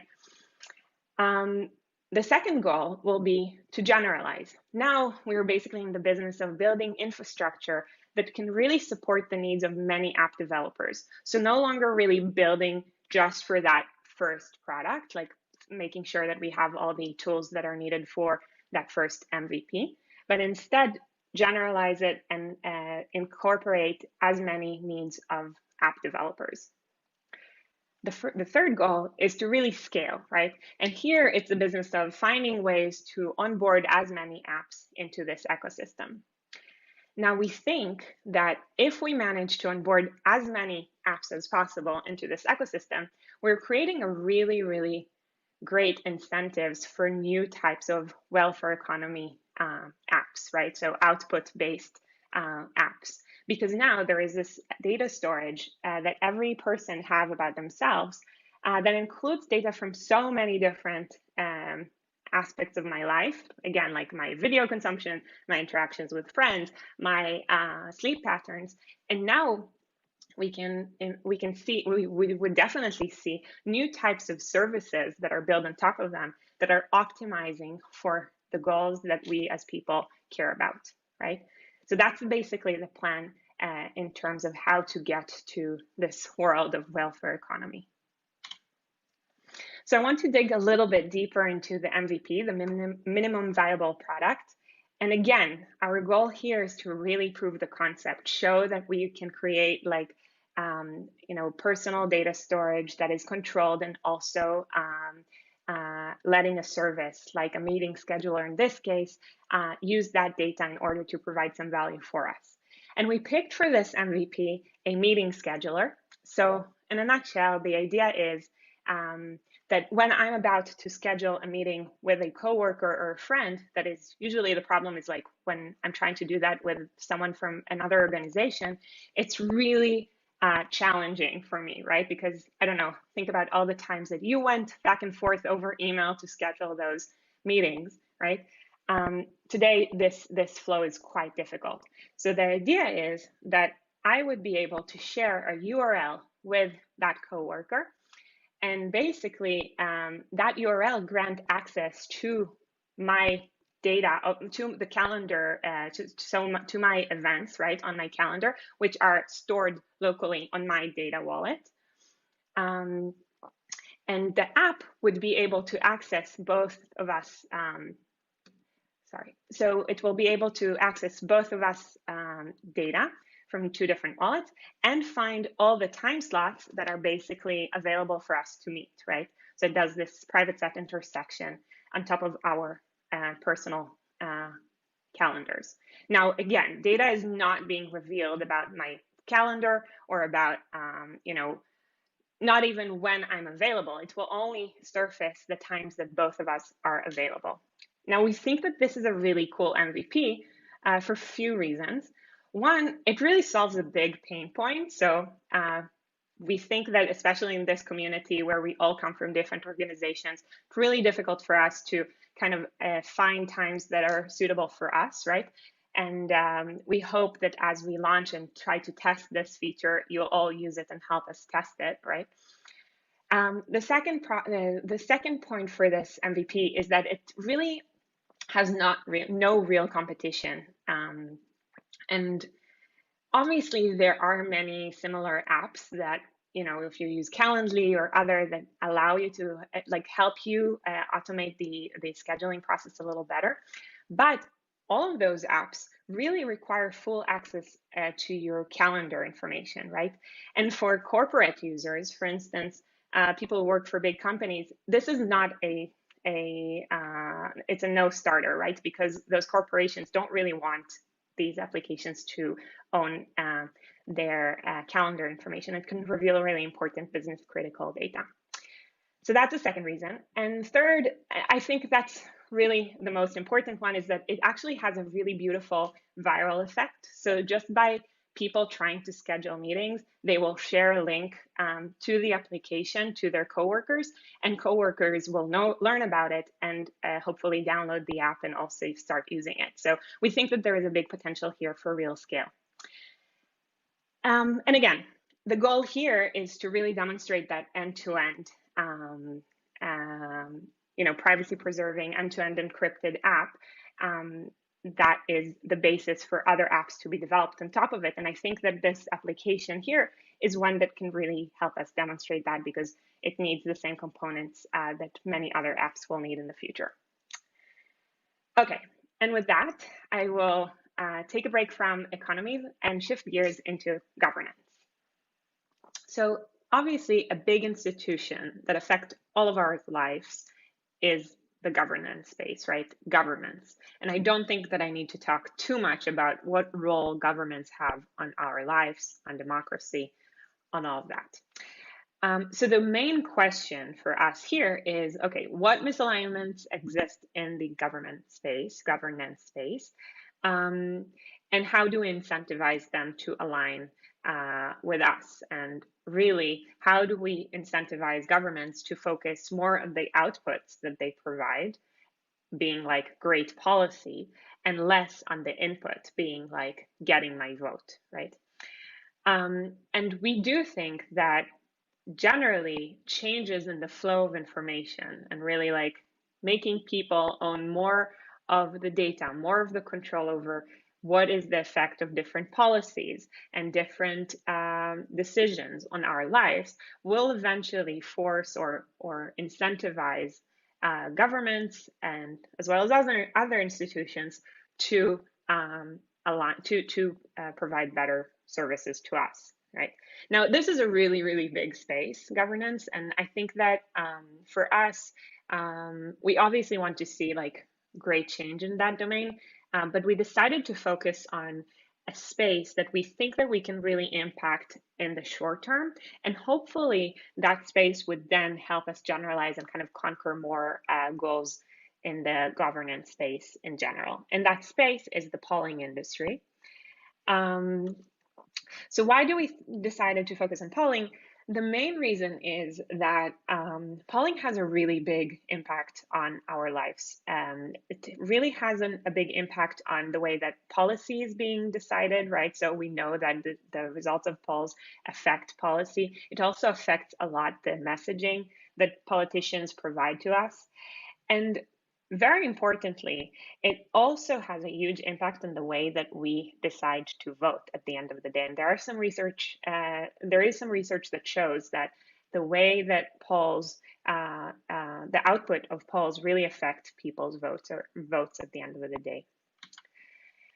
So what are the misalignments in this space, right?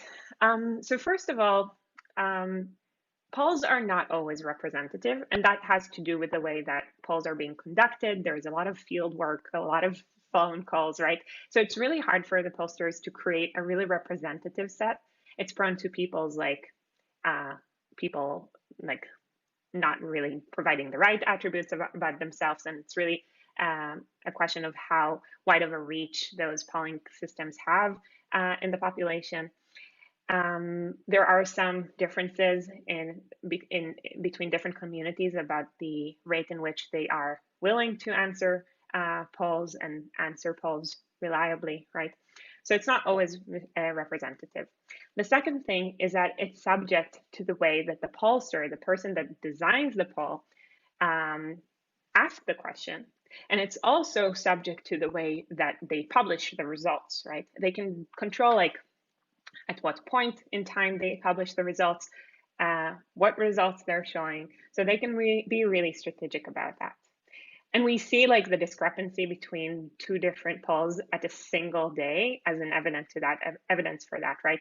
Some day we can see completely different results for more or less the same question. The third thing is that in many cases, people really struggle to answer questions on subject matters that they're not experts on, right? So there's no way for them to say, hey, delegate my vote to someone that I trust, being a friend or an expert or someone else, right? So there are some, quality issues in the results of those polls. So let's talk about the flip side of it. What does like aligning incentives in the polling industry, so to speak, looks like?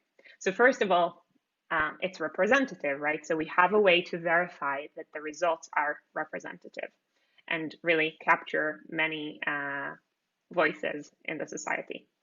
The second thing is that people should be able to ask and choose their own questions. And here I'm talking about two things. One, people should be able to also decide what questions should be asked, right? So not only politicians or pollsters should be determining the questions, but we should also vote on the questions that are important for us, right?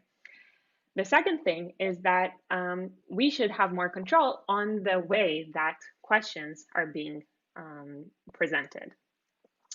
The third thing is that complex issues should be delegatable, right? So I should be able to delegate my vote to someone that I trust, being an expert or a friend. The fourth thing is that obviously the identity needs to be kept in all of this in all of this system. Obviously, it should broadcast that I made one vote and one vote only, and I'm a voter, but nothing else about myself should be revealed.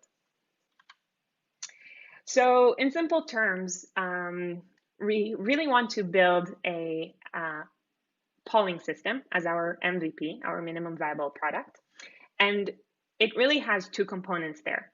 One is the identity app, which is an app that manages to verify certain attributes about myself in a reliable way. So through that app, I should be able to say, to confirm my age, my city, my employer. And again, this is some sort of a personal information app. Maybe it sits on a wallet, but on my personal wallet. But that application basically has the responsibility of verifying the quality of verifying attributes about myself in high quality, right? That app should be able to surface different attributes about my life without revealing anything unnecessary. So for example, I should be able to verify with different applications, in this case, the polling system, my age, that I'm over 18, but it should not verify my entire information about my driving license, or that it doesn't have to even reveal what is my age. It should only verify that I'm over 18 and I'm eligible to vote for this case in this poll, right? The second component is really a polling app. And again, this is part of what we were planning for the MVP. And then the goal there is to create an end-to-end encrypted and privacy-preserving polling app that anonymously, obviously, proves that I'm a member of a certain group, being like over 18 or unemployed in a certain organization, verify my city, etc. It should allow people to select the questions that they want to vote on and to assign a vote on a specific topic, right? And over time, me as part of a specific group would be able to review the votes on that for those questions, right? Now, the cool part is that we have done a lot of progress already in the OpenMined community on all of these, on a lot of those technologies. So tomorrow, I think it's at 3 p.m., we have, let me just verify, 3 p.m. Eastern, we have a demonstration session for the Opus and the PriVote team that really talks about the identity app and then also the voting system that I'm describing here. And please show up. I think what will be really exciting is that they will also demonstrate how you can already prove that you're a member of the OpenMined community, and you'll be able to prove that you've attended this conference and store that locally on your personal wallet. So please show up. This will be really an exciting demonstration. So a lot of progress on this space. Hopefully the link to governance is a little clearer. Hopefully you'll be active in using our polls once it's ready for testing. And with that, I would like to thank you and end this presentation. If you are interested in these domains, the governance, the economies, but also in the research space, we are excited to help us start building concrete applications that can get us and get big institutions to think a bit more critically about the products and services that they're providing us. Please reach out. We're looking for so many people. We're looking for engineers, UX designers, researchers. We're looking for program managers. But really, if you're excited about this space, reach out. I'm sure we can, find a place for you to help us out. And yes, and also feel free to reach out to me at ronnie@openmind.org with anything, with any thought or question. We're really passionate about this space, and we want to start a conversation and a community that is more engaged in this conversation. So please reach out to us with any thought on this space. Thank you again.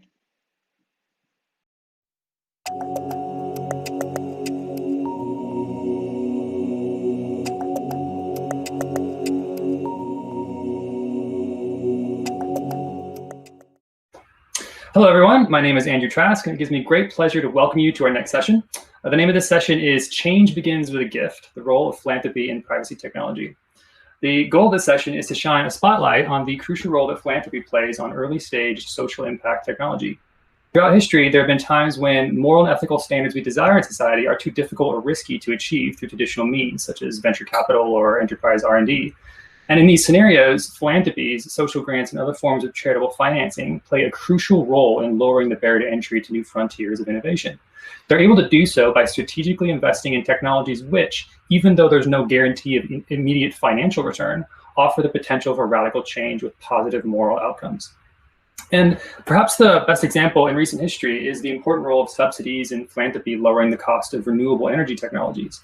And in particular, this highlights the extreme leverage that tech philanthropy can offer when it can lower the initial barrier to entry to technology, which can eventually be handed over to more capitalist forces to run with for the long haul. Thus, it's philanthropy at its most efficient when it can push a technology to the tipping point of adoption, activating forces strong enough to change society for the better. And so today in this segment, we're going to ask the question, how can we reach this tipping point with privacy-enhancing technology? What are the dynamics at play, and how far are we from commercial viability? And is the role of philanthropies to maximize their impact by helping society reach this kind of tipping point? And to help answer this question, I have with me three incredible guests. The first is Sarah Aoun, who describes herself as a human rights technologist. She is currently the chief technologist at the Open Technology Fund. She works with activists, human rights defenders, and journalists around the world on security, privacy, and internet freedom. She's a 2017 Ford Mozilla Open Web Fellow, on the board of the Internet Freedom Festival, and serves as an advisor for the Human Rights Foundation, JGS Security, and Reset. Welcome, Sarah. Next to her is Nathan Benyah, who's a managing trustee of the RISE Foundation, a nonprofit organization based in London seeking to advance education and research in AI for the common good, often providing open source development fellowships, conferences, and accessible content featuring and funding work in privacy-preserving AI. However, Nathan is also the founder and general partner at Air Street Capital, which is a venture capital firm investing in AI-first technology and life sciences companies. His dual role gives him a unique insight into the creation of these social technology tipping points that we seek to spotlight in our conversation today. Welcome, Nathan. And finally, we have Pia Mancini, one of the world's most innovative activism and philanthropy entrepreneurs. She has a history deeply rooted in technology activism, having co-founded Democracy Earth, which champions technology to build open source infrastructure to power censorship-resistant democracies, and Open Collective, which is perhaps the most compelling catalyst for socially minded tech philanthropy available. Open Collective currently facilitates philanthropic financing for over 1,700 open source communities. Welcome, Pia. So in today's conversation, obviously it's around the role of philanthropy and privacy tech. So I thought we would start by asking, basically, where's the greatest need in privacy tech? So as the three of you look across kind of the market and you're thinking about how you can provide the most impactful support, I thought we'd start with just asking, what do you think that is? And that could be kind of the start of our conversation. And in our answer, I'd like for you to consider that our audience includes kind of two main groups. The first one being sort of, people who fund projects, whether this is like sort of large enterprises or foundations or government organizations, government representatives, as well as people who apply and construct and execute these projects, like hackers and students and entrepreneurs and these kinds of individuals. So first, I thought, Sarah, maybe we'd start with you. So looking across society, where do you see the greatest need for philanthropic support of privacy tech? Great, thank you so much, Andrew. I love that you say that there are basically these two different groups that are here and listening to this, because essentially I've kind of played both roles. I come from an activist background and really just kind of applying technology with activists and human rights defenders and journalists all around the world. So thinking about like privacy and security for folks that are targeted. And I've done that for many, many years, that and developing technology as well. And then really only in the past year or so, I've kind of shifted my role from going to that to being a funder and working at the Open Technology Fund, which is basically an independent nonprofit organization that's committed to advancing global internet freedom. So that means that we support projects that are focused on countering repressive censorship and surveillance. So anything from secure communication tools to say like VPNs to really anything that would be useful in a situation of like an internet shutdown or any kind of censorship. So really coming at that question from that perspective and thinking about how we at the Open Tech Fund essentially look at projects and fund projects, and then how I've in the past been on essentially the receiving end of that support. I will say it is very difficult generally, like in privacy and security, to find support for projects that are not Western centric. And I'm based in the US, so I do have access to that in a much easier way than a lot of the people that I work with. And I work really all across the world, like from the Middle East to East Asia to Southeast Asia and whatnot. But there's definitely a lot of resources available for what we consider here in the West, like in the US and Europe, to be more like traditional and like maybe safe investments to make. And there's a lot of really incredible work and projects that are coming out of different places in the world that are just not receiving enough support. Not only not receiving enough financial support, but just even like having the access to be able to talk to a funder or venture capitalist. Like that's not something that's easily accessible to a lot of people. So generally thinking about, I mean, for me, at least when I think about like the greatest need, I'm thinking about a lot of the people that are like on the front lines of needing that type of technology, like when we're thinking about privacy and security, and that don't have easy access to basically the same folks that we have access to. A great example of that actually is so the movie The Social Dilemma, that I feel like a lot of people have seen on Netflix recently, has been praised over and over again. Obviously, like a lot of resources have gone into like making this happen. And one of the main criticisms that came out of it was that it actually did not highlight or center the voices of people that have been working on privacy for decades and have been saying that and like ringing all the alarm bells basically for decades.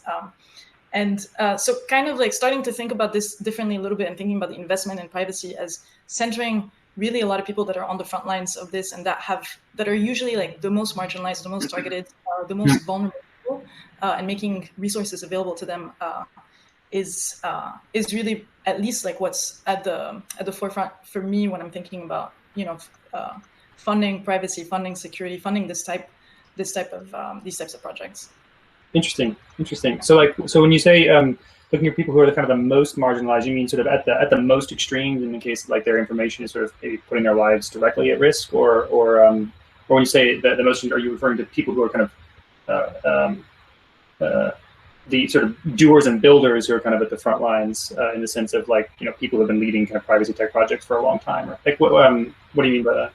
I mean, really, honestly, both. There's a lot of like really great developers and like implementers of technology all around the world that don't easily have access to the same type of funding and resources that we do in the US, right? Or in the West. And it also means, okay, cool. Yeah. Interesting. It also means people that are on the front lines, as in like people in a society like Sudan, where all of a sudden there's an internet shutdown. But those are the users, right? I'm thinking about those as the users.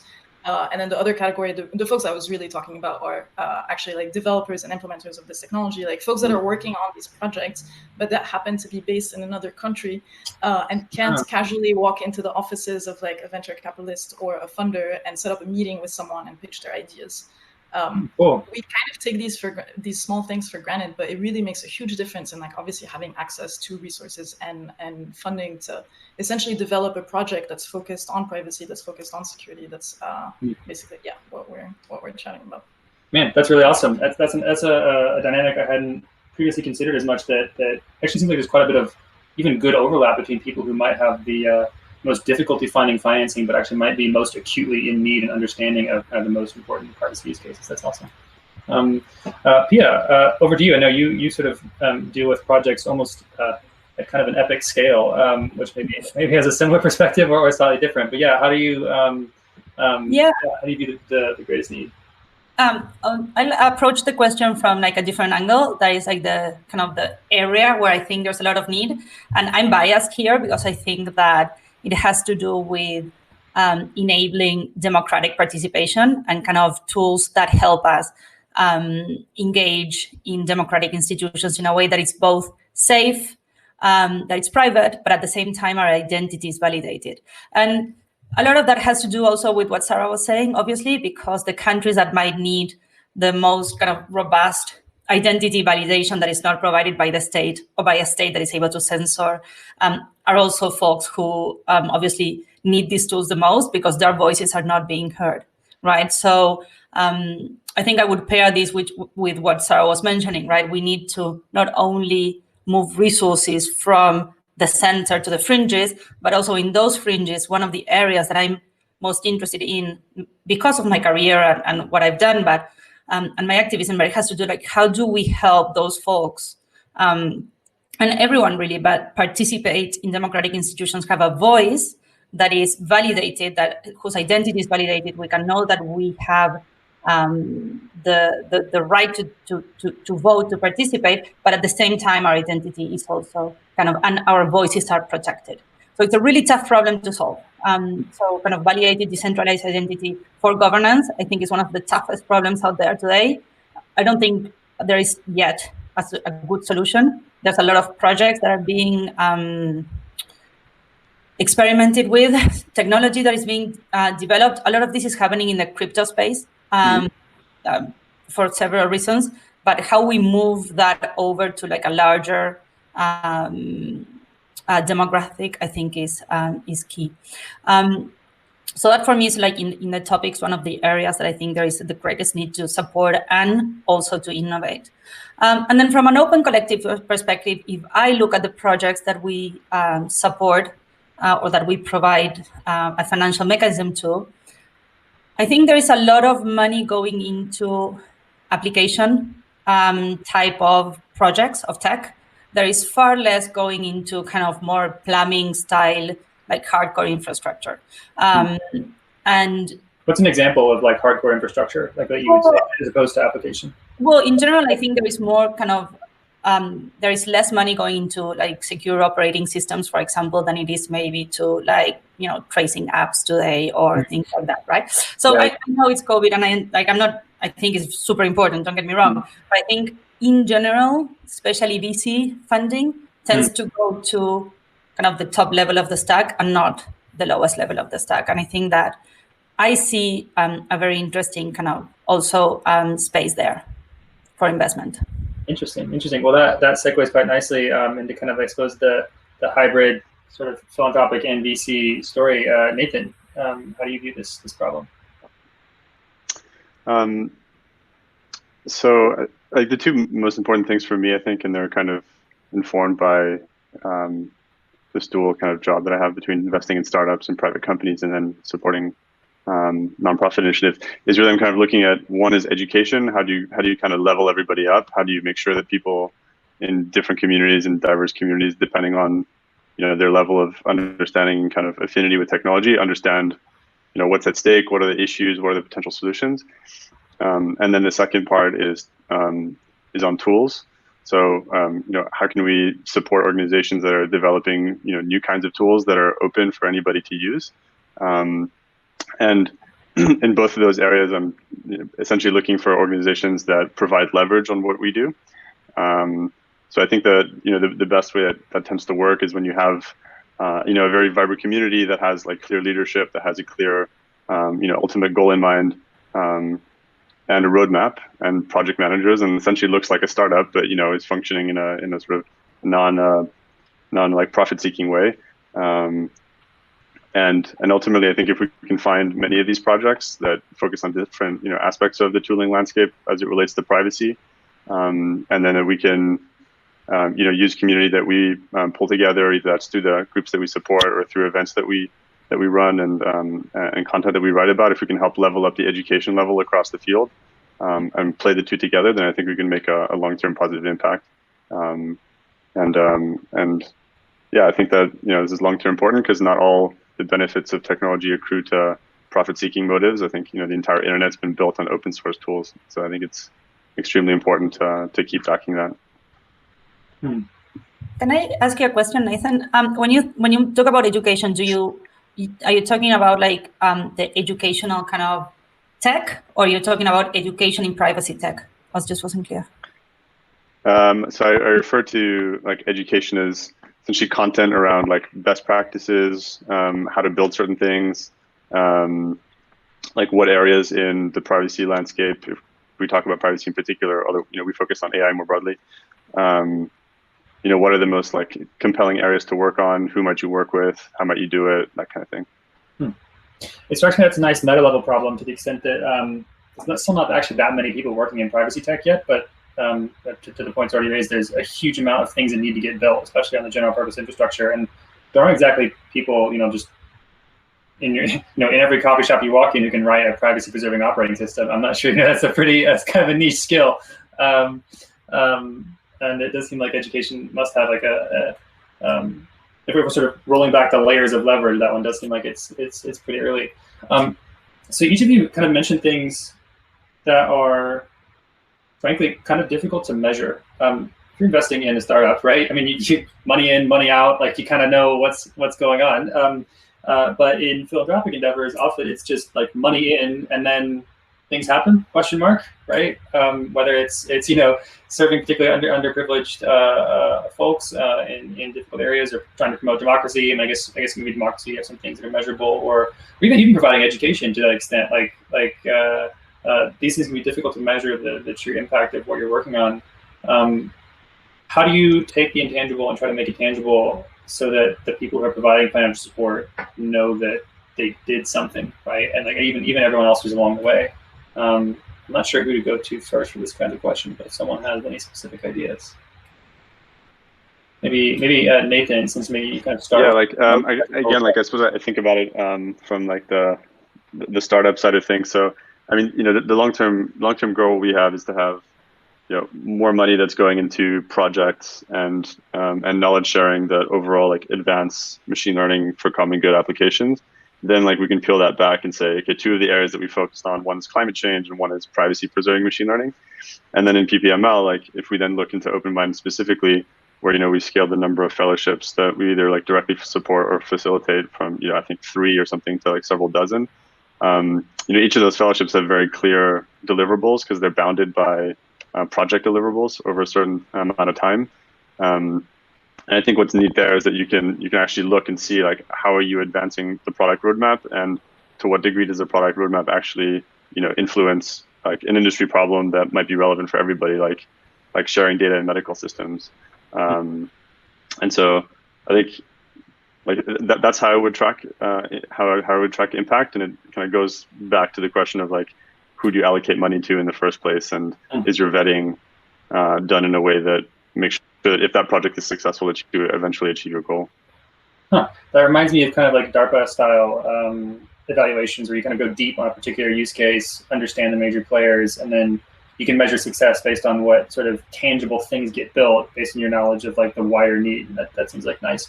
That might not fit some of the use cases that maybe Sarah was talking about, to the extent that it might not be as quite infrastructure, we need this component to get to this sort of destination. It's more about kind of people in places with problems. Does that work for you, Sarah, or is it different? I mean, it's a bit of both. OTF has an interesting portfolio generally, because it is part of it is people in very difficult environments, and part of it is also investing in infrastructure. And things and projects that basically are not incredibly sexy and don't always get funding, but that are so important to keep everything working. It's basically just the foundation of everything we work with. And OTF, interestingly enough, ends up being the first tech funder for a lot of these groups. Usually because success is hard to measure, and because our funding and our efforts kind of fall in these two categories. So when we are thinking about more the human aspect of things, we are thinking about, providing safe internet access in Hong Kong or in Iran or in Belarus now with everything that's happening. Looking for metrics there sometimes can be a little bit harder because we're looking for hard numbers.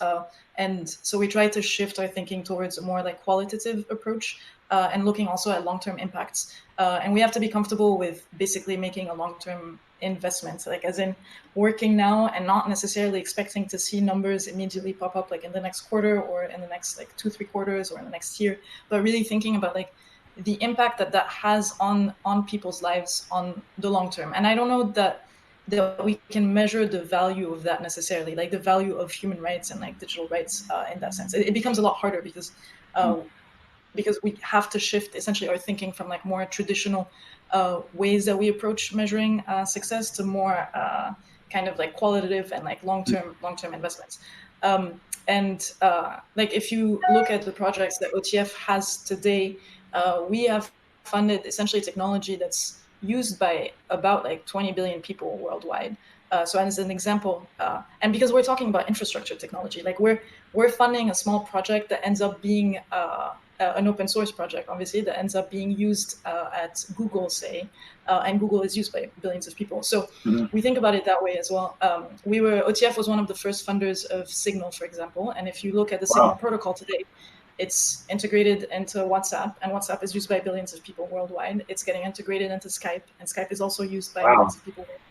So it's maybe like that small investment that felt a little bit risky at the time, but that today, years later, we're seeing not only in this like one technological application, but in several other technologies that essentially like support the internet, like let us do the work that we're doing. Wow, how diversified do you have to be? Like when you say small bets super early on, being the first funder, these kinds of things. Like I mean, is this like a numbers game? Maybe more like the kind of things that PIA catalyzes, or like how much? Basically, how risky is it when you actually do pick one? Is it like one of a very diverse portfolio, or are you kind of going deep on each individual one? We do have a pretty wide portfolio, mostly because we also have we offer small grants. Like we offer grants anywhere from $1,000 to maybe like up to $1 million or $2 million. So some folks come to us and they just need like $25,000 to make something happen, and that's usually quite hard to pitch to like more traditional like VC funders or really like philanthropic funders like Ford or OSF or any of those. Usually won't focus on like small grants, but we'll be looking at like much larger projects. And sometimes we have folks that really come to us with like a team of 2-3 people and just need to kick something off the ground because they had like a crazy idea to make something better, and they just need someone to take a chance on them. Cool. So that really allows us to basically be like super flexible and nimble in how we think about like investment and risk. That's awesome. That's awesome. That actually sounds kind of fun, actually. Yeah, it's super. I mean, honestly, it's super fun. Like reading applications from people who submit them is always really fun because I feel we're always kind of like the first ones to read like the next big like technological like change that's going to happen. So it's definitely a fun thing to do. That's awesome. That's really cool. Pia, over to you. And actually, I would like to hear particularly from you since you both facilitate direct funding, but also kind of this almost overseeing of lots of people going through this exchange of donating and then wondering, what happened and how well did it go and these kinds of things. Like, so how do you do it yourself and how do you advise others to do so? So we measure kind of our goal is to facilitate money moving from corporations, companies, and funders to groups and communities that they wouldn't have been able to give that money if we weren't in the middle, right? We see ourselves as infrastructure. We see ourselves as, the roads that facilitate this moving of money. So for us, really, we measure impact in how many communities, how much money we were able to move from the center over to the fringes, from Google over to open source projects, from Ford to research grants. I don't know, like that. For us, that's the play.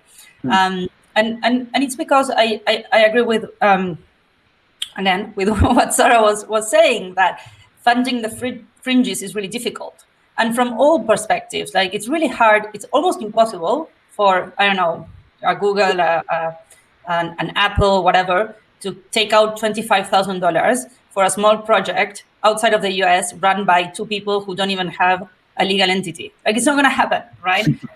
And so we facilitate that. So for them, like for us to distribute $25,000 or 20 or 10 or 100, it's the same amount of work, right? So we build that interface.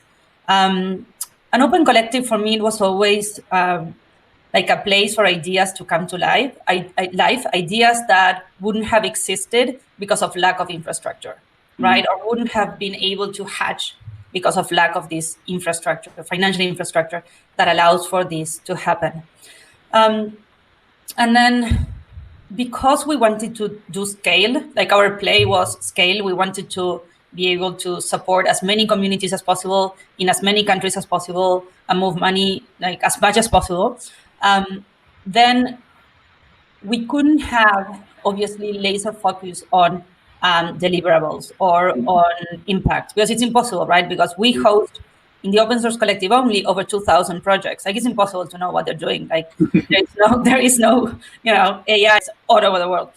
And so we our answer to that was, okay, let's make this super open, transparent for anyone to have like accountability, right? For the funders to know what the money is being spent on by facilitating that transparency of, all right, from the budget that this open source project has, 20%, 25, 50, 80 was going to engineering, this much money was going to traveling, like, so making that available without any reporting, so by default, was our answer to, okay, we need accountability, but we're not able to provide it ourselves because of the scale that we have, right? Interesting. So yeah, that makes a lot of sense, and you guys do a great job doing that. It strikes me that we've actually touched several times today on kind of important meta problems, which I didn't really expect, like education being a meta problem, or just facilitating financial flows being a meta problem. I'm a little bit curious, and I didn't prep you on this particular question, but like, do you see any other meta problems that haven't yet been addressed? I mean, I personally think that, like, obviously education and making financial flows happen is a pretty big one. But to the extent that there's still a relatively small number of people participating, especially in privacy technology, it strikes me there's probably some other structural reasons why that might be the case. I don't know, any thoughts or comments on that, in terms of like what other sort of blockers there might be from kind of more general societal adoption of kind of privacy enhancing technologies, or even just working on the infrastructure themselves. Maybe Sarah? Yeah, I think, the first thing that came to mind, I had brought up earlier when I was talking about the social dilemma, is the idea of like who an expert is and which voices we value in this conversation, and who actually gets to have space in this conversation. I mean, you say there's not a lot of people that are in this. It's true, there aren't a lot of people, but there's also a lot of people that are being actively, maybe not actively, but that are kind of on the fringes of this conversation and don't have access to this like small circle of experts. So the idea of like what we consider an expert to be, who is considered an expert, who also has access to resources to experiment and take chances, who doesn't. I think a lot of it has to do with like, I think we need to be thinking about power dynamics and privilege in this conversation. And there's still a lot of people that are actively like not involved in this conversation that should be involved in this conversation. I also think that we are still underestimating how complicated it is to move money from the center, not only to the fringes in terms of like supporting privacy researchers in the US, but to the fringes in the terms of like, how do we move money from the US to Iran activists? It's a really, really difficult problem. I don't think it's not only kind of it's a structural problem, especially because the money is concentrated in places, in hands, that it's difficult for them to get it out of the US, for example, or Europe, right? You or me, Andrew, were on a call with someone who asked me what nationalities the board of the foundation had before they could even think about giving us a grant, right? And so a lot of the funding is concentrated in those hands, and it's difficult for that to move. And it's not because they're mean, it's just they are under the same kind of constraints that we are. So I think it's like we still underestimate how difficult it is to move money financially, and also to move money like in terms of like the compliance and the ability that we have of making those payments in the first place.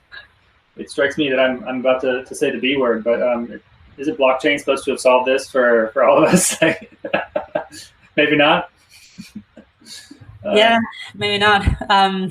Again, no. I'm trying, for example.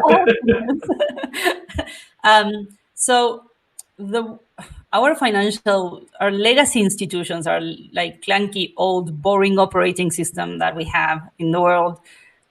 Forces us it forces us into silos, right? So even if I wanted to have, like, say, send money using blockchain, I have, and it's dry, boring stuff, but it's the reality. It's really one of the major constraints.